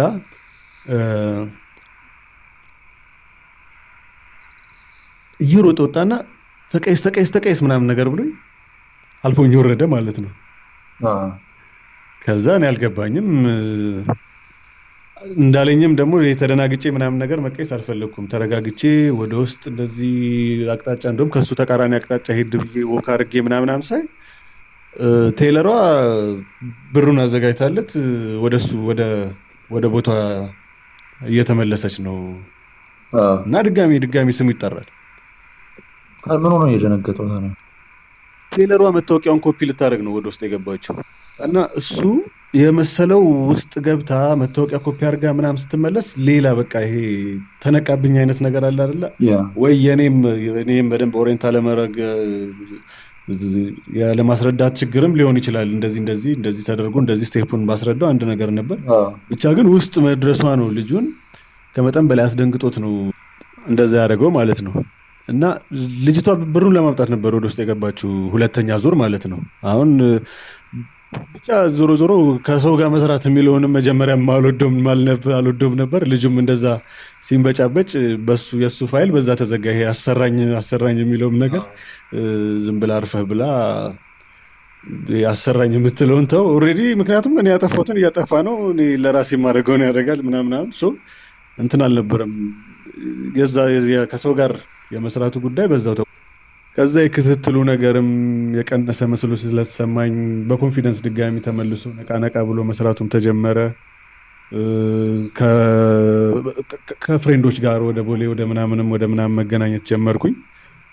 ድጋሚ ይሄ እንትኑ ሪላፕስ አደረገ ማለት ነው። ይሄ መደበቁ ምናምን ያው ወደ ወሎ ሰፈር ብቻ ነው ተመልሼ ያልሄድኩት እንጂ ኮንፊደንሱ መጣ ማለት ነው።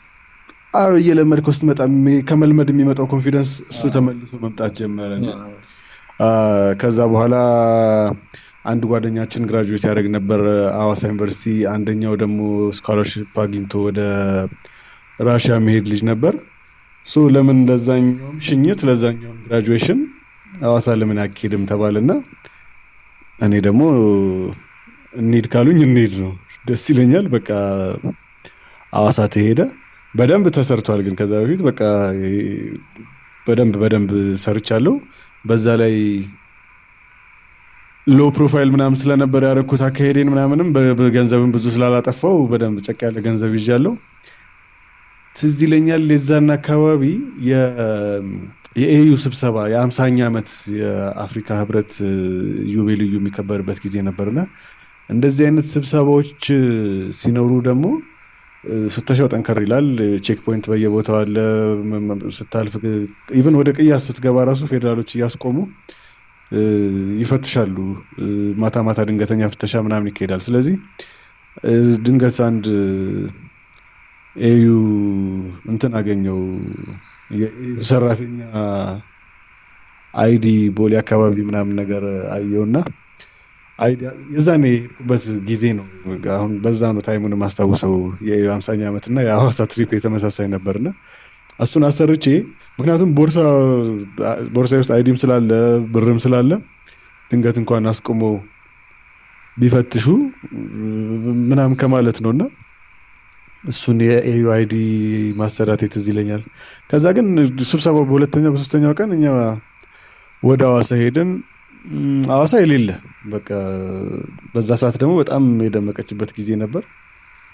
እንኳን በጣም ብዙ ብር ይዘህ ተውና በትንሽ ብርም ፈታ የምትልበት ሀገር ነበርና የሚመረቀው ጓደኛችን ከነ ጓደኞቹ ከነ ምናምን በቃ በየክለቡ በቃ እንትን ሆነን ተወራ ለአጭር ጊዜ ማናቸው የመጡት እስኪባል ድረስ ቀኑን ሙሉ ከዛ ሌሊቱን ከዛ ቀኑን ሙሉ ከዛ ሌሊቱን ከዛ 1-2-3 ስራ ደግሞ 2 ስራ በእዛው ተሰራ ማለት ነው። ከዛ በኋላ ስቲል ቀጥሏል። በቃ ይሄ መስከሩ ጭሰቱ መቃሙ ምናምኑ ያለ ማቋረጥ ሆኗል። ወዲያው ማስታወስ በማልችልበት ሌቭል አለ አይደለ ይሄ ሳምንት አርገህም ይሁን ከዛ በኋላ ግን ሙሉ ሳምንቱ ተመሳሳይ ከመሆኑ የተነሳ የሆነ 4-5 ቀኑን ሳታስታውስ የምታሳልፋቸው እንትኖች አሉና እንደዛ ነው የሆነው። ቀጥታ የሆነ ሰዓት ላይ ራሳችን አዲስ አበባ ተመለስን ማለት ነው። አዲስ አበባ ተመልሰን አላቋረጥንም። ስቲል እንደውም ከሐዋሳ ከኛ ጋር የመጡ የአዲስ አበባ ልጆች ነበሩ። 1-2 ቀን ከኛ ጋር ተፍታቱ። እነሱም ገና ትናንሽ ገና ተመራቂዎች ናቸው። በዛ ሌቭል ገንዘብ አይቶ አያውቁም። በደንብ ፈታ ምናምን አሉ። ወደ ቤታቸው ከገቡ በኋላ እኛም ቀጠልን። የሆነ ሰዓት ላይ 3 ሆነን ያ ራሻ ስኮላርሺፕ ያገኘው ጀለስም ሐዋሳ የተመረቀው ጓደኛዬ ነግቶብን እየጠጣን ወክ እያደረግን ነውና ረዳቱ እየጠራ ነው። በቃ መኪና ውስጥ መግባታችንን ነው የምናውቀው። ከዛ በኋላ ቅልጥ ያለ እንቅልፍ ውስጥ ገባን ማለት ነው። ኦልሬዲ ከሐዋሳ መልስ አዲስ አበባ መጣችኋል ማለት ነው? ከሐዋሳ መልስ አዲስ አበባ መጥተናል። ግን የሆነ የትም ብንሆን አንድ አይነት ስቴት ኦፍ ማይንድ ነው። በቃ ስካር ላይ ነው ያለነው ኦልሬዲ እና የት እንደገባን ከነቃም በኋላ ባስ ውስጥ ከነቃም በኋላ ቴፒ ሄድን እንደሆነ ማለት ከወጣን በኋላ ነው የቀሰቀሰን ለቲኬት ለሂሳብ እና ቴፒ ደግሞ የት ነው ምናምን ጓደኛ የማያውቅም እኔ ነኝ የነቃሁት። ያኛው የማያውቅም ቴፒ እየሄድን ነው። በቃ ኬድ ተባለ። የሆነ ሰዓት ላይ የእንትን መንገድ ነው ቴፒ በጅማን ምናምን አልፈህ ነው የምትሄደው እና ትልቅ ከተማ ምን አለ ምናምን ብለን እዛው አካባቢ ያለ ሰው እንትን ጅማ ተባልን ማለት ነው። ከዛ ኦልሬዲ የቴፒ ከፍለናል። ከዛ ጅማ ቆመ ማለት ነው መኪናው። ከዛ በኋላ ምሳ በላን እዛው ሲንግላችንን ምናምን ጀመርን። ከዛ መኪናው አልራቀም ቆሞ ነበር። በጣም ክላክስ ያደርጋል ምናምን ለክት ሲለ እኛን ነው ምንም ኦልሬዲ ባጌ ነው እንጂ ሌላ ምንም ነገር የያዝነው ላጌጅ የለምና ከዛ ወጥተን ቀርተናል ሂዱ ምናምን ነገር አልነው በእጅ ምልክት ማለት ነው ረዳቱ በጣም ለካ ረጅም ሰዓት ነው የጠበቁን። ሹፌሩ መሀል ጣቱን አውጥቶ ምናምን ነገር ተሳደቡ ምናምን ነገር ሄዱ እነሱ። እኛ በዛው ጅማኔ ማየት አጋጣሚ ያገኘን። ይሄ ማለት ምንም ሳይታሰብ ነው። አሁን ጅማም ቀጠለ። ይሄ ነገር አልቆመም። ሐዋሳ ከመሄዳችን በፊትም እየጠጣን ነው ሐዋሳ መሄድ ነው። ሐዋሳም በዛው ቀጠልን። ከሐዋሳ መልስም አዲስ አበባ እንደዛ ነው። እንደዛው ነግቶብን ደግሞ ጭራሽ ቴፒ ልንሄድ ነበር እንግዲህ አስቡ። እና ጅማ በዛ መልኩ ምናምን ነገር ትራቭል ማድረጉን ነው የትም ይሁን በቃ ጀስት እናንተ የራሳችሁን ሙድ ማራመድ። ትራቭል ማድረጉም ደስ ይልሃል። ከዛ ደግሞ ምንም በቃ አይጨንቅህማ፣ ገንዘብ አለ ማለት ምን ታደርገዋለህ? አዲስ አበባ እኮ እያየኸው ነው፣ እየዞርክ ነው፣ ሁሉንም እያየኸው ነው ምናምንና እኔም እንደዛ ነው። ደግሞ የምወደው ነገር ደግሞ እሱ ነበር፣ ይሄ መዞሩን ምናምን ነገር። እጅ ላይ ብዙ ብር ኖሮ አይተዋል፣ ብርም ሳይኖርህ አይተዋል። ያው የብዙ ብር እየሰራበት የላብህም ባይሆን ብቻ ኖሮ አይተዋል። ከሁለቱ ስታወዳድረው የትኛውን ኮምፓሪዝን ኮምፔር ብታደርገው? እንደ ስቴት ኦፍ ማይንድ ይወሰናል። አሁን ማለት ብር ይዘህ የሆነ ዲስትራክቲቭ የሆነ እንትን ላይ ከሆንክ ብሩን ባትይዘው ይመረጣል። ያለህበት ብር የሚገላቸው ሰዎች አሉ እኮ በሰዓቱ። የኔም እንደዛ አንዱ ማለት ትችል ነበር።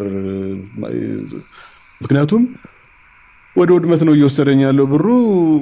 ነገ አመጣዋለሁ፣ ከዛ በኋላ እጠጣበታለሁ፣ ከዛ ምናምን ትበትነዋለህ። በተወሰነ መልኩ ወዳጅ ታፈራበታለህ።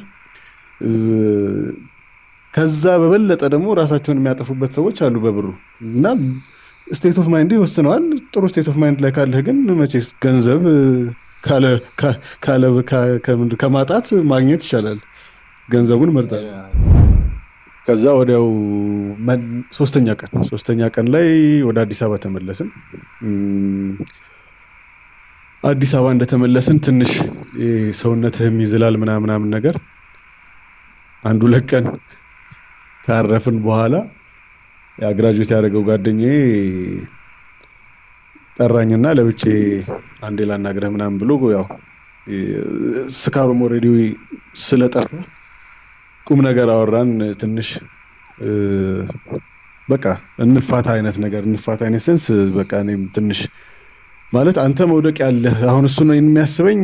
በቃ ገንዘብ አለው እሱ ግን ከኔ ጋር ሆኖ አጫርሶ ምንጩ ማይታወቅ ገንዘብ አለ። እኔ ግን ከአንተ ጋር ሆኜ ምንድን ነው ማለት መጠጣቱ መብላቱ ምናምን ጥሩ ነው አመሰግናለሁ። ከዛ በኋላ ግን አሁን ኦልሬዲ ግራጁዌት አድርጌያለሁ አለ አይደለ ቁም ነገር አሰበ፣ ረጅም መንገድ አሰበና ለራሱ አያዋጣኝም ምናምን ነገር አለኝና ትክክለኛው መንገድ እሱ ነው። በዛ ላይ ያቺ ቅድም የነገርኩ የዶሮ ማነቀ ኢንሲደንት አለች። 30 ዓመት 40 ዓመት አንድ ሰው ተመሳሳይ ሩቲን ላይ ተመሳሳይ እንትን ላይ ምቾት የሚመስል ነገር ላይ ኮምፎርት ዞን ላይ ቁጭ ካለ ምን ያህል ሊለምደው እንደሚችልና ምን ያህል ስታግናንት ሊሆን እንደሚችል እዛው በስብሰ መሽተት ነው የሚሆነውና ልጁ ግራጁዌት አድርጎ በአጭር ጊዜ ውስጥ ይሄን ነገር ፊገር አውት ማድረጉ ራሱ አስደነቀኝና ምንም አልደበረኝም ምናምን ነገር። ለኔም አንድ ማንቂያ ነገር ነው የሆነልኝ ሰዓቱ ማለት ነው። ከዛ ትንሽ ደግሞ ስራው ላይ የዛኔ ምን እየተጀመረ ነበር። አሁን ኮር ባንኪንግ የሚባል ነገር እንደ አዲስ እየተዋወቀ የነበረበት ጊዜ ነው። ሁሉንም ባንኮች በማስተሳሰር በኢንተርኔቱ ምናምን እንትን ያለበትና በጣም ይሄ ሜን ብራንቾች እንደዛ እየሆኑ ነበር። ሶ ትንሽ ወደ ጫፍ ጠጋ ማለት ነበረብኝ ምናምን። እነሱ ነገሮች ሌሊት ላይ እንቅልፍ እስከ መንሳት አይነት ስጋት እየሆኑብኝ መጡ። እንደዚህ ሆኜ ልቀር ነው ዝም ብዬ እየጠጣው ገንዘብ እንትን እያልኩኝ ከዛ እየሰራው አደሴም ታይም በዚህ አይቀጥልም። ቴክኖሎጂው እየተቀየረ ነው የሚመጣው። በአጭር ጊዜም ሊሆን ይችላል፣ በረዥም ጊዜም ሊሆን ይችላል።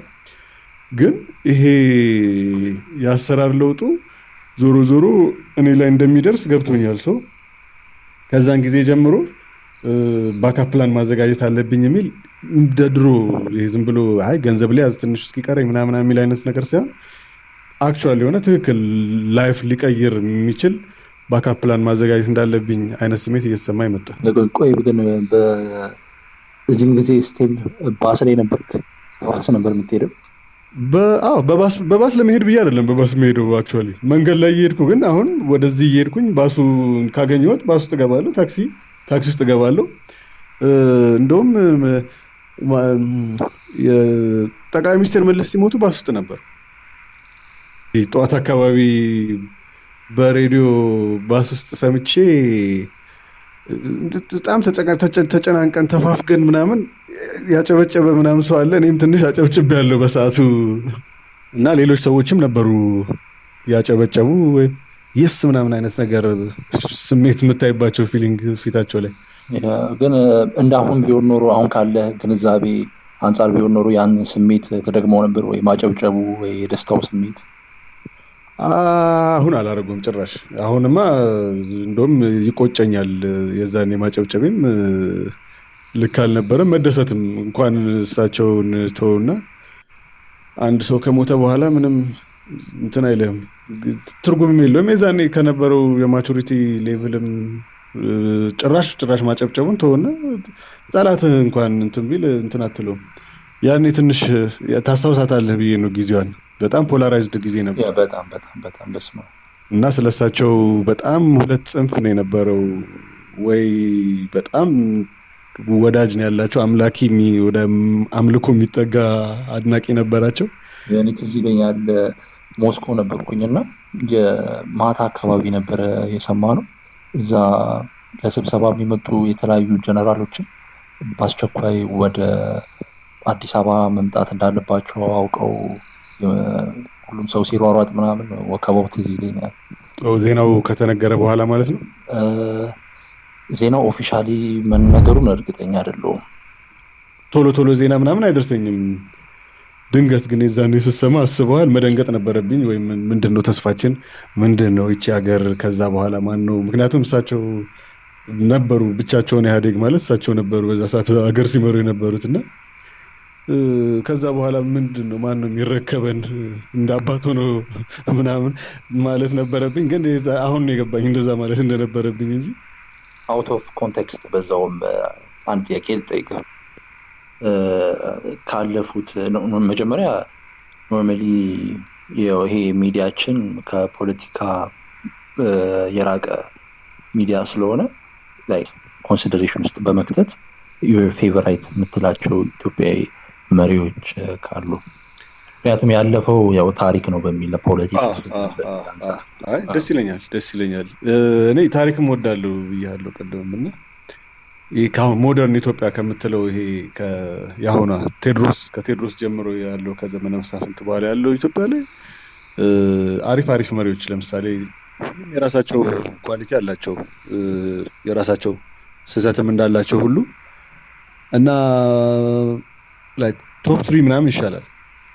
ቶፕ 3 ይሻላል። ምክንያቱም አገር በማረጋጋት ረዥም ዘመን እየመሩ አገሩ ተረጋግቶለት ዲፕሎማቲካሊ ህዝቡ በሰላም እየኖረ ምናምን ካልክ ሚኒሊክ ኢዝ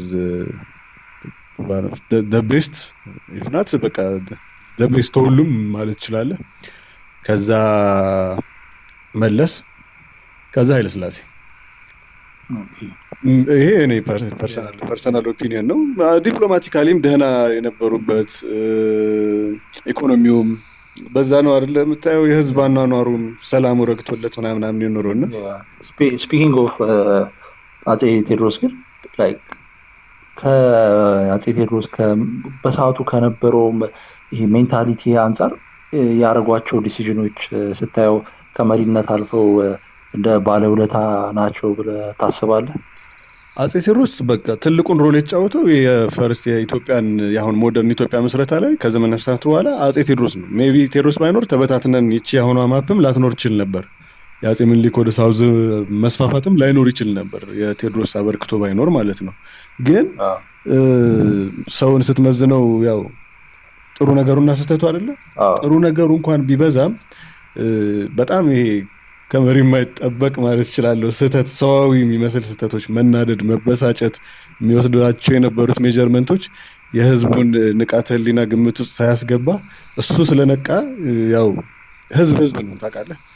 እና ከቸርቹ ጋር ሲጣላ ህዝቡን እንደማስረዳት ወይም ሌላ አፕሮች እንደመሄድ ህዝቡ አልረዳ ሲለው በንዴት የሚወስዳቸው ሜጀርመንቶች እሱን እንደ መጥፎ ጎን ወይም እንደ ድክመት ትቆጥረውና ያው መሪ ስትሆን እሱንም ግምት ውስጥ አስገብተህ ብልህነት የሚባል ነገር አለ። ሚኒሊክ አሁን ለምሳሌ ቴዎድሮስ የሌለው ብልህነት አጼ ሚኒሊክ አለ፣ ኃይለ ሥላሴ አለው፣ መለስ አለው። ታይሚንግ መጠበቅ፣ የሰውን እንትን ቀስ እያልክ ማምጣት ምናምን እንጂ ቴዎድሮስም በጣም ቤስት ነው። ዮሐንስም ከቤተ ክርስቲያኖች ጋር የመጋጨቱ ደፍሮ እንደዛ የመሄዱ እንትን እንደ ብልሃት እንደ ዊዝደም እንደ ጥበብ ሾክ ነው የሆነበት። ለህዝቡ እኮ ሾክ ነው የሆነበት። አሁን ቤተክርስቲያንን የሚያክል ነገር ስትዳፈርና ናሬቲቭ ሞር ኦፍ ትራዲሽንን ነው የተዳፈረው ብዬ አስባለሁ። እሱማ ትራዲሽኑን ነው የተዳፈረው። ግን አሁን እንደ ተራ በዛ ሰዓት እንደነበረ ገበሬ የሆነ አስበውና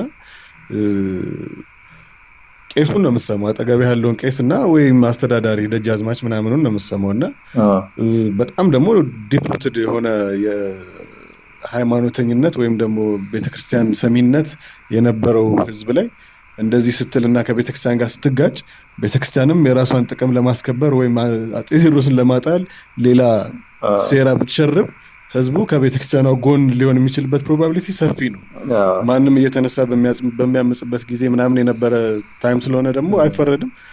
እሱ ዊዝደም ትንሽ እኔ አሁን እነሱን ጀጅ ለማድረግ እንትን ቢያዛን እኛም ጭራሽም እነሱም የምንፈርድበት ደረጃ ላይ መሆንን አይደለም እንዲህ ምን ነው። በሰዓቱ በጣም ምርጥ ሊደር ነበር፣ ግን ሰው አልተረዳውም። እኔ እንደውም አንድ አፍሪካ መሪ የተናገረው ጥቅስ ነው የሚያስታውሰኝ። በአጠቃላይ የአፄ ቴዎድሮስ ኮንሰፕት ባይብል ሰጥተውን መጸለይ ጀመርን። ባይ ዘ ታይም አይናችን ስንገልጥ ሁሉም ሪሶርሳችን የለም። ያ የግብጽ ሴራ ገብቶትም ሊሆን ይችላል ቴዎድሮስ የዛኔ። ሶ ቶፕ 3 ዳግማዊ ሚኒሊክ፣ መለስ ዜናዊና ኃይለ ሥላሴ። ሆኖረብል ሜንሽን አፄ ቴዎድሮስ ሆኖረብል ሜንሽን። ስፒኪንግ ኦፍ ዳግማዊ ሚኒሊክ የፋሽን ብራንዳችንን አድዋ ካምፔን ብለን የሰራነውን ማስታወቂያ አይተው ነበር? እሱን አይቼው ነበር። ከዛ በፊትም ሌላ አንድ ማስታወቂያ ላይ አይ ቲንክ ከማን ጋር ነው አንድ ሴሌብሪቲ ነበረች። ኦኬ እኔ ባለቤቴ ነው የምታውቃት እና እሷን አይታ ነበር እንደውም እንትን ያለችው እና ከዛ በኋላ ሱት ከጀመራችሁ በኋላም አንድ ጓደኛ ያሰርቷቸዋል። በጣም በዛ ነው እኔ እናንተም እሱ ነው በደንብ የተዋወቀ ነው። ያ በደንብ የአድዋውን ግን በደንብ አስታውሰዋለሁ። የሚኒሊክ ስፒች አይደለም የሚጀምረው ከአድዋ ጦርነት መልስ እሱ በጣም ደስ የሚል ቪዲዮ ነው እሱ። አክቹዋሊ የአሁኖቹ ልጆች ጎበዝ ናቸው በንጽጽር ሱስ ላይም ስራ ላይም በጣም እርሊ በመጀመር። አሁን ደግሞ ይሄ ቴክኖሎጂ ሶሻል ሚዲያ ኦልሬዲ አሁን ግሎባል አድርጎታል ሁሉም ነገር። ቶሎ ራሳችሁን ለማስተማር ምናምን በንጽጽር ስታየው ማለት ነው። እና እኛ ከነበር ነው የኛዎቹ ትንሽ እንትን ነን፣ መሀል ላይ ነን አሁን ያለ ነው አይደል? ከዛም ግን በእናንተ በአንጻሩ ምናልባት ሊሻል ይችላል። ግን ከኛ በኋላም ደግሞ አሁን እየተተካ ያለው ደግሞ ትንሽ ከባድ በሆነ አዳዲስ ከውጭ በመጡ አይነት ሱሶች ብቻ የሚደብር ነገሮች እያየን ነው። እንትን አይመስለኝም አሁን ሊኖር ይችላል። ኦፍ ኮርስ የዛኔም እኮ ነበር።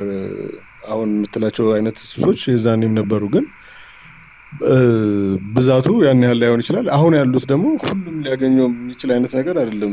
ወይም ሁሌም አለ ሱስ፣ ሁሌም አለ ምናምን። ግን ጂም የሚሰሩ ትናንሽ ልጆች አያሉ። አሁን ጂም የማይታሰብበት በእኛ ጊዜ ቢሆን አሁን ለምሳሌ አንድ 17 ዓመት ልጅ ምናምን በጣም ጥቂት ነው። ሜቢ ቴኳንዶ ምናምን ይጀምራል የሆነ ሰዓት ላይ በጣም ጥቂቶቹ ይቀጥላሉ ምናምን እንጂ አሁን ግን እኔ ይሄ እንግዲህ እኔ ፐርሰናል ኦፒኒየን ነው እሱ በጣም ትንሽ ፐርሰንቱ ይመስለኛል። እኔ አሁን ላይ እንደውም ከማየው አንጻር ላይክ ኤርሊ በፈረንጆች አቆጣጠር 1980s ዌስት ምንድነው ዌስት ሳይድ ኦፍ ዩኤስ ላይክ እነ ሎስ አንጀለስ ላይ ምናምን የነበሩት አይነት የድረግ ዘመኖች የድረግ ኤራ እሱ አሁን በእኛ ትውልድ አሁን በተለይ ከኛ ደግሞ ታናናሾቻችን እንዳይደገም የመጀመሪያው ድክ ስቴጁ ላይ ነው ብዬ እፈራለሁ።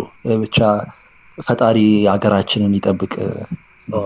ልክ ነው። ሜቢ እኔ እንጃ እኔ በዚህ ልክ ላላውቀው እችላለሁ። አሁን ትንሽ ርቅ ያለው ከሁሉም ነገር ሜቢ ግን እስኪ ያ ፈጣሪ ሁላችንም ያድነን። እሺ፣ ስለዚህ ግን የሚዘለሉ ቀናቶች ነበሩ ወይስ እንዴት ነው? ከሰኞ እስከ ሰኞ ወይ ከእሑድ እስከ እሑድ ነበረ ፈታው የምትፍታቱት የምታመሹት?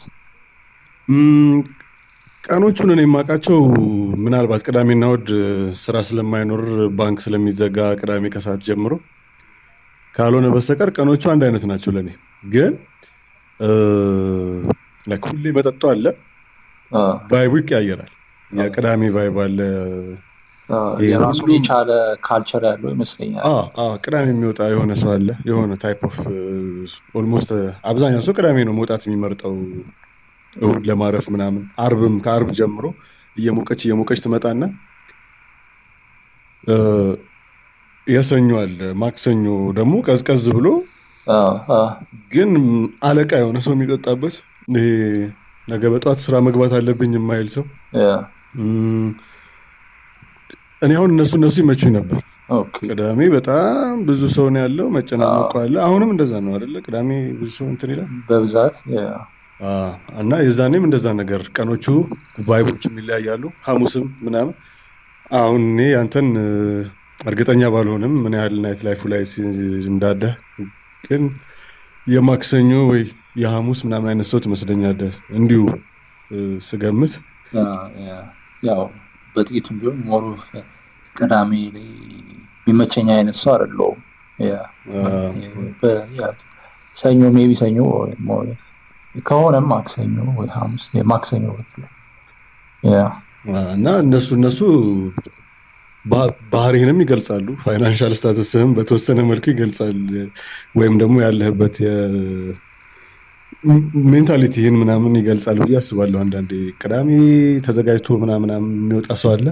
በሴም ታይም አይ ቅዳሜ አይመቸኝ ምናምን ብሎ ቅዳሜ ቤቱ ገብቶ ደግሞ ግን አሁን ከረንትሊ ያለውን የናይት ላይፍ ሆል ኮንሰፕቱ እንዴት ታየዋለህ አንተ? ከረንትሊ ያለውን ወይ አይ ሚን ላይክ ሁሉም ነገር በጊዜው ያምራል ብዬ አስባለሁ። አይ ሚን ሰው አርፍዶ ከሚፈነዳ በጊዜው ቢሆን ምናምን በልኩም ቢሆን ፈንድቶ ቢረጋጋ በሚለው ሀሳብ ይሻላል ብዬ አስባለሁ። ግን ደግሞ ያው እንዳልኩ በልክ ደግሞ ቢሆን አንዳንዴ የምታያቸው ዊትነስ የምታደርጋቸው ነገሮች አሉ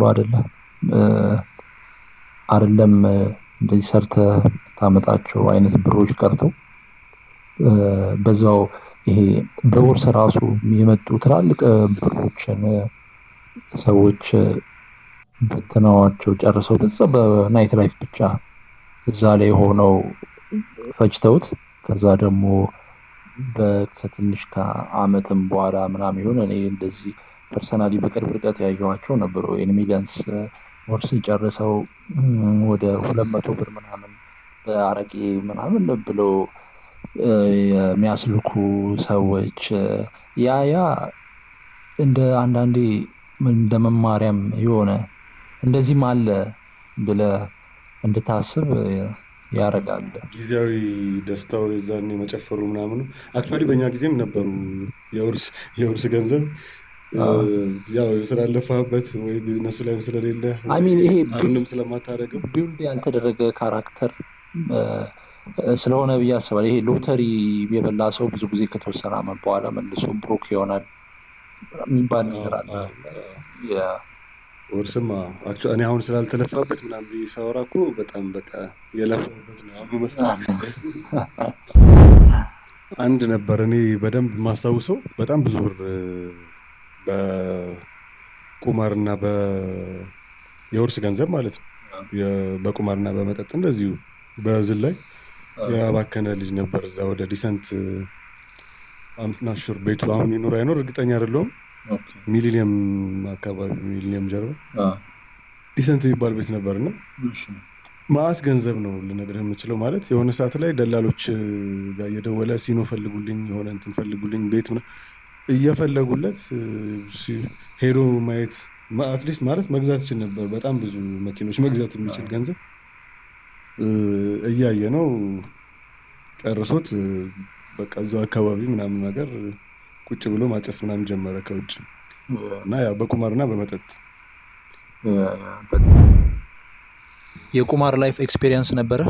እጫወት ነበር። ብር ይዘህ ቁማር አይመከርም በነገራችን ላይ ይሄ ጊዜ ማሳለፊያ ምናምን ካልሆነ በስተቀር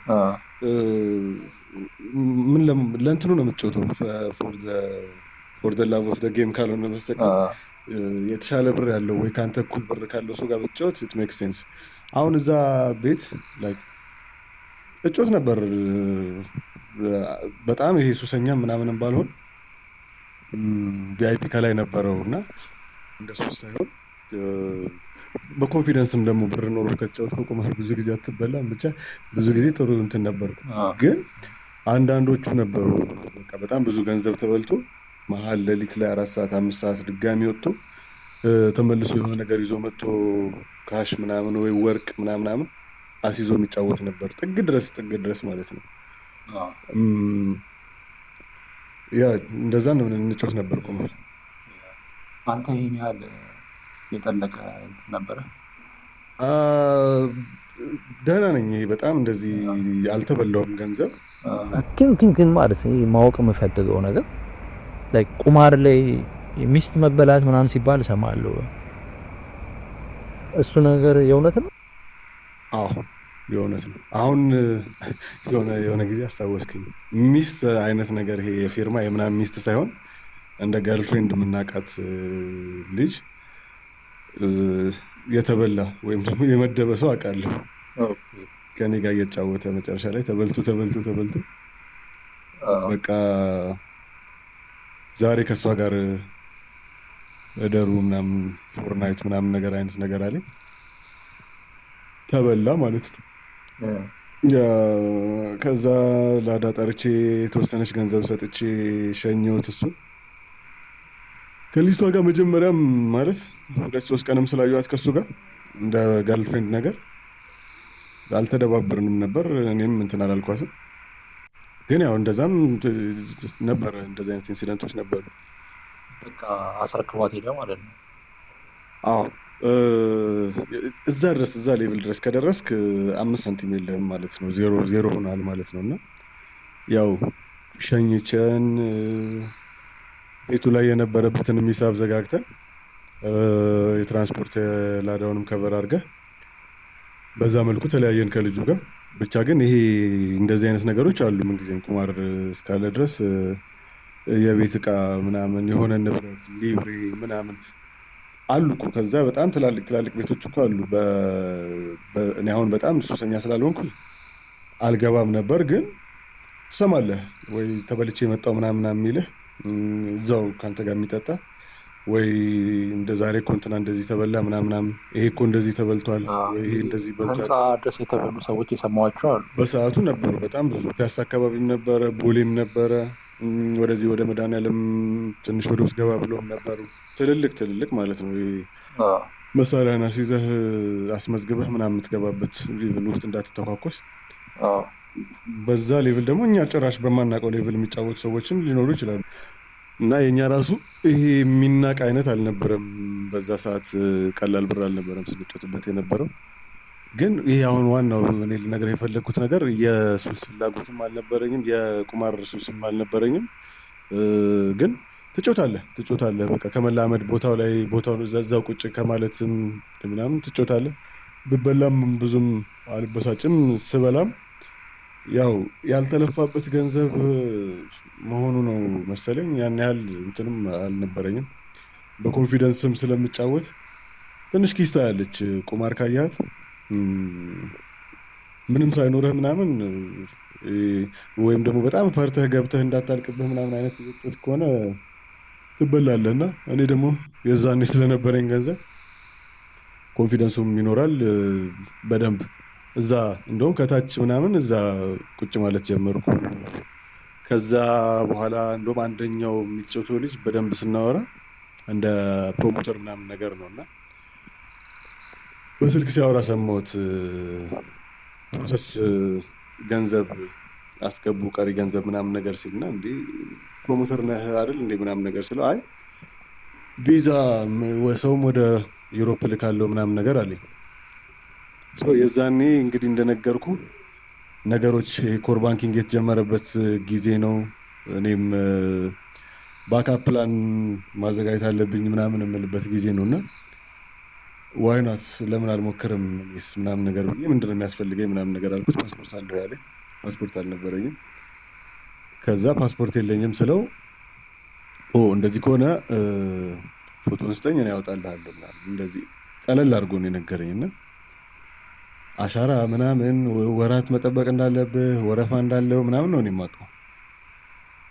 ከዛ አይ ችግር የለውም እኔ መንገድ አለኝ ምናምን ብሎ ሰጠሁት ገንዘብ 8,000 ብር ወዲያው መጣልኝ በሶስተኛው ቀን። ከዛ ፓስፖርቱን መጀመሪያ ተነጋግረን ነበር 110,000 ብር ጀርመኒ እና ቅድሚያ የሆነ ገንዘብ ዲፖዚት ታደርጋለህ ምናምን ነገር አለኝ። ከዛ የቪዛውን ታይፕ ጠየቅኩት በምንድን ነው የሚሄደው ጀርመን ምናምን ነገር ስለው ያው እሱ ፕሮሞተር ስለሆነ የባንድ የክሪው ሜምበር ሆነ ከዘፋኞች ጋር አንድ ታዋቂ አርቲስት ምናምን እዛ የሚያቀርበው ነገር አለ ከእነሱ ጋር ተቀላቅለህ ትሄዳለህ አለኝ። ሌጂት ነው ማለት ሴንስ ይሰጣል። በሰዓቱ ብዙ ሰው የሚሄድ ነበር በእንደዚህ አይነት መንገድ እና እሺ አልኩት። ቅድሚያ ክፍያ የተወሰነ ገንዘብ ዲፖዚት አደረኩለት። ከዛ የፓስፖርቴን ኦልሬዲ አምጥቶታል። ቀጣይ ላይ ስንገናኝ ቀሪውን ክፍያ ልትሰጠኝና ከዛ በኋላ ፍላይትህ ነው ምናምን ብሎ ቀን ተቆረጠ።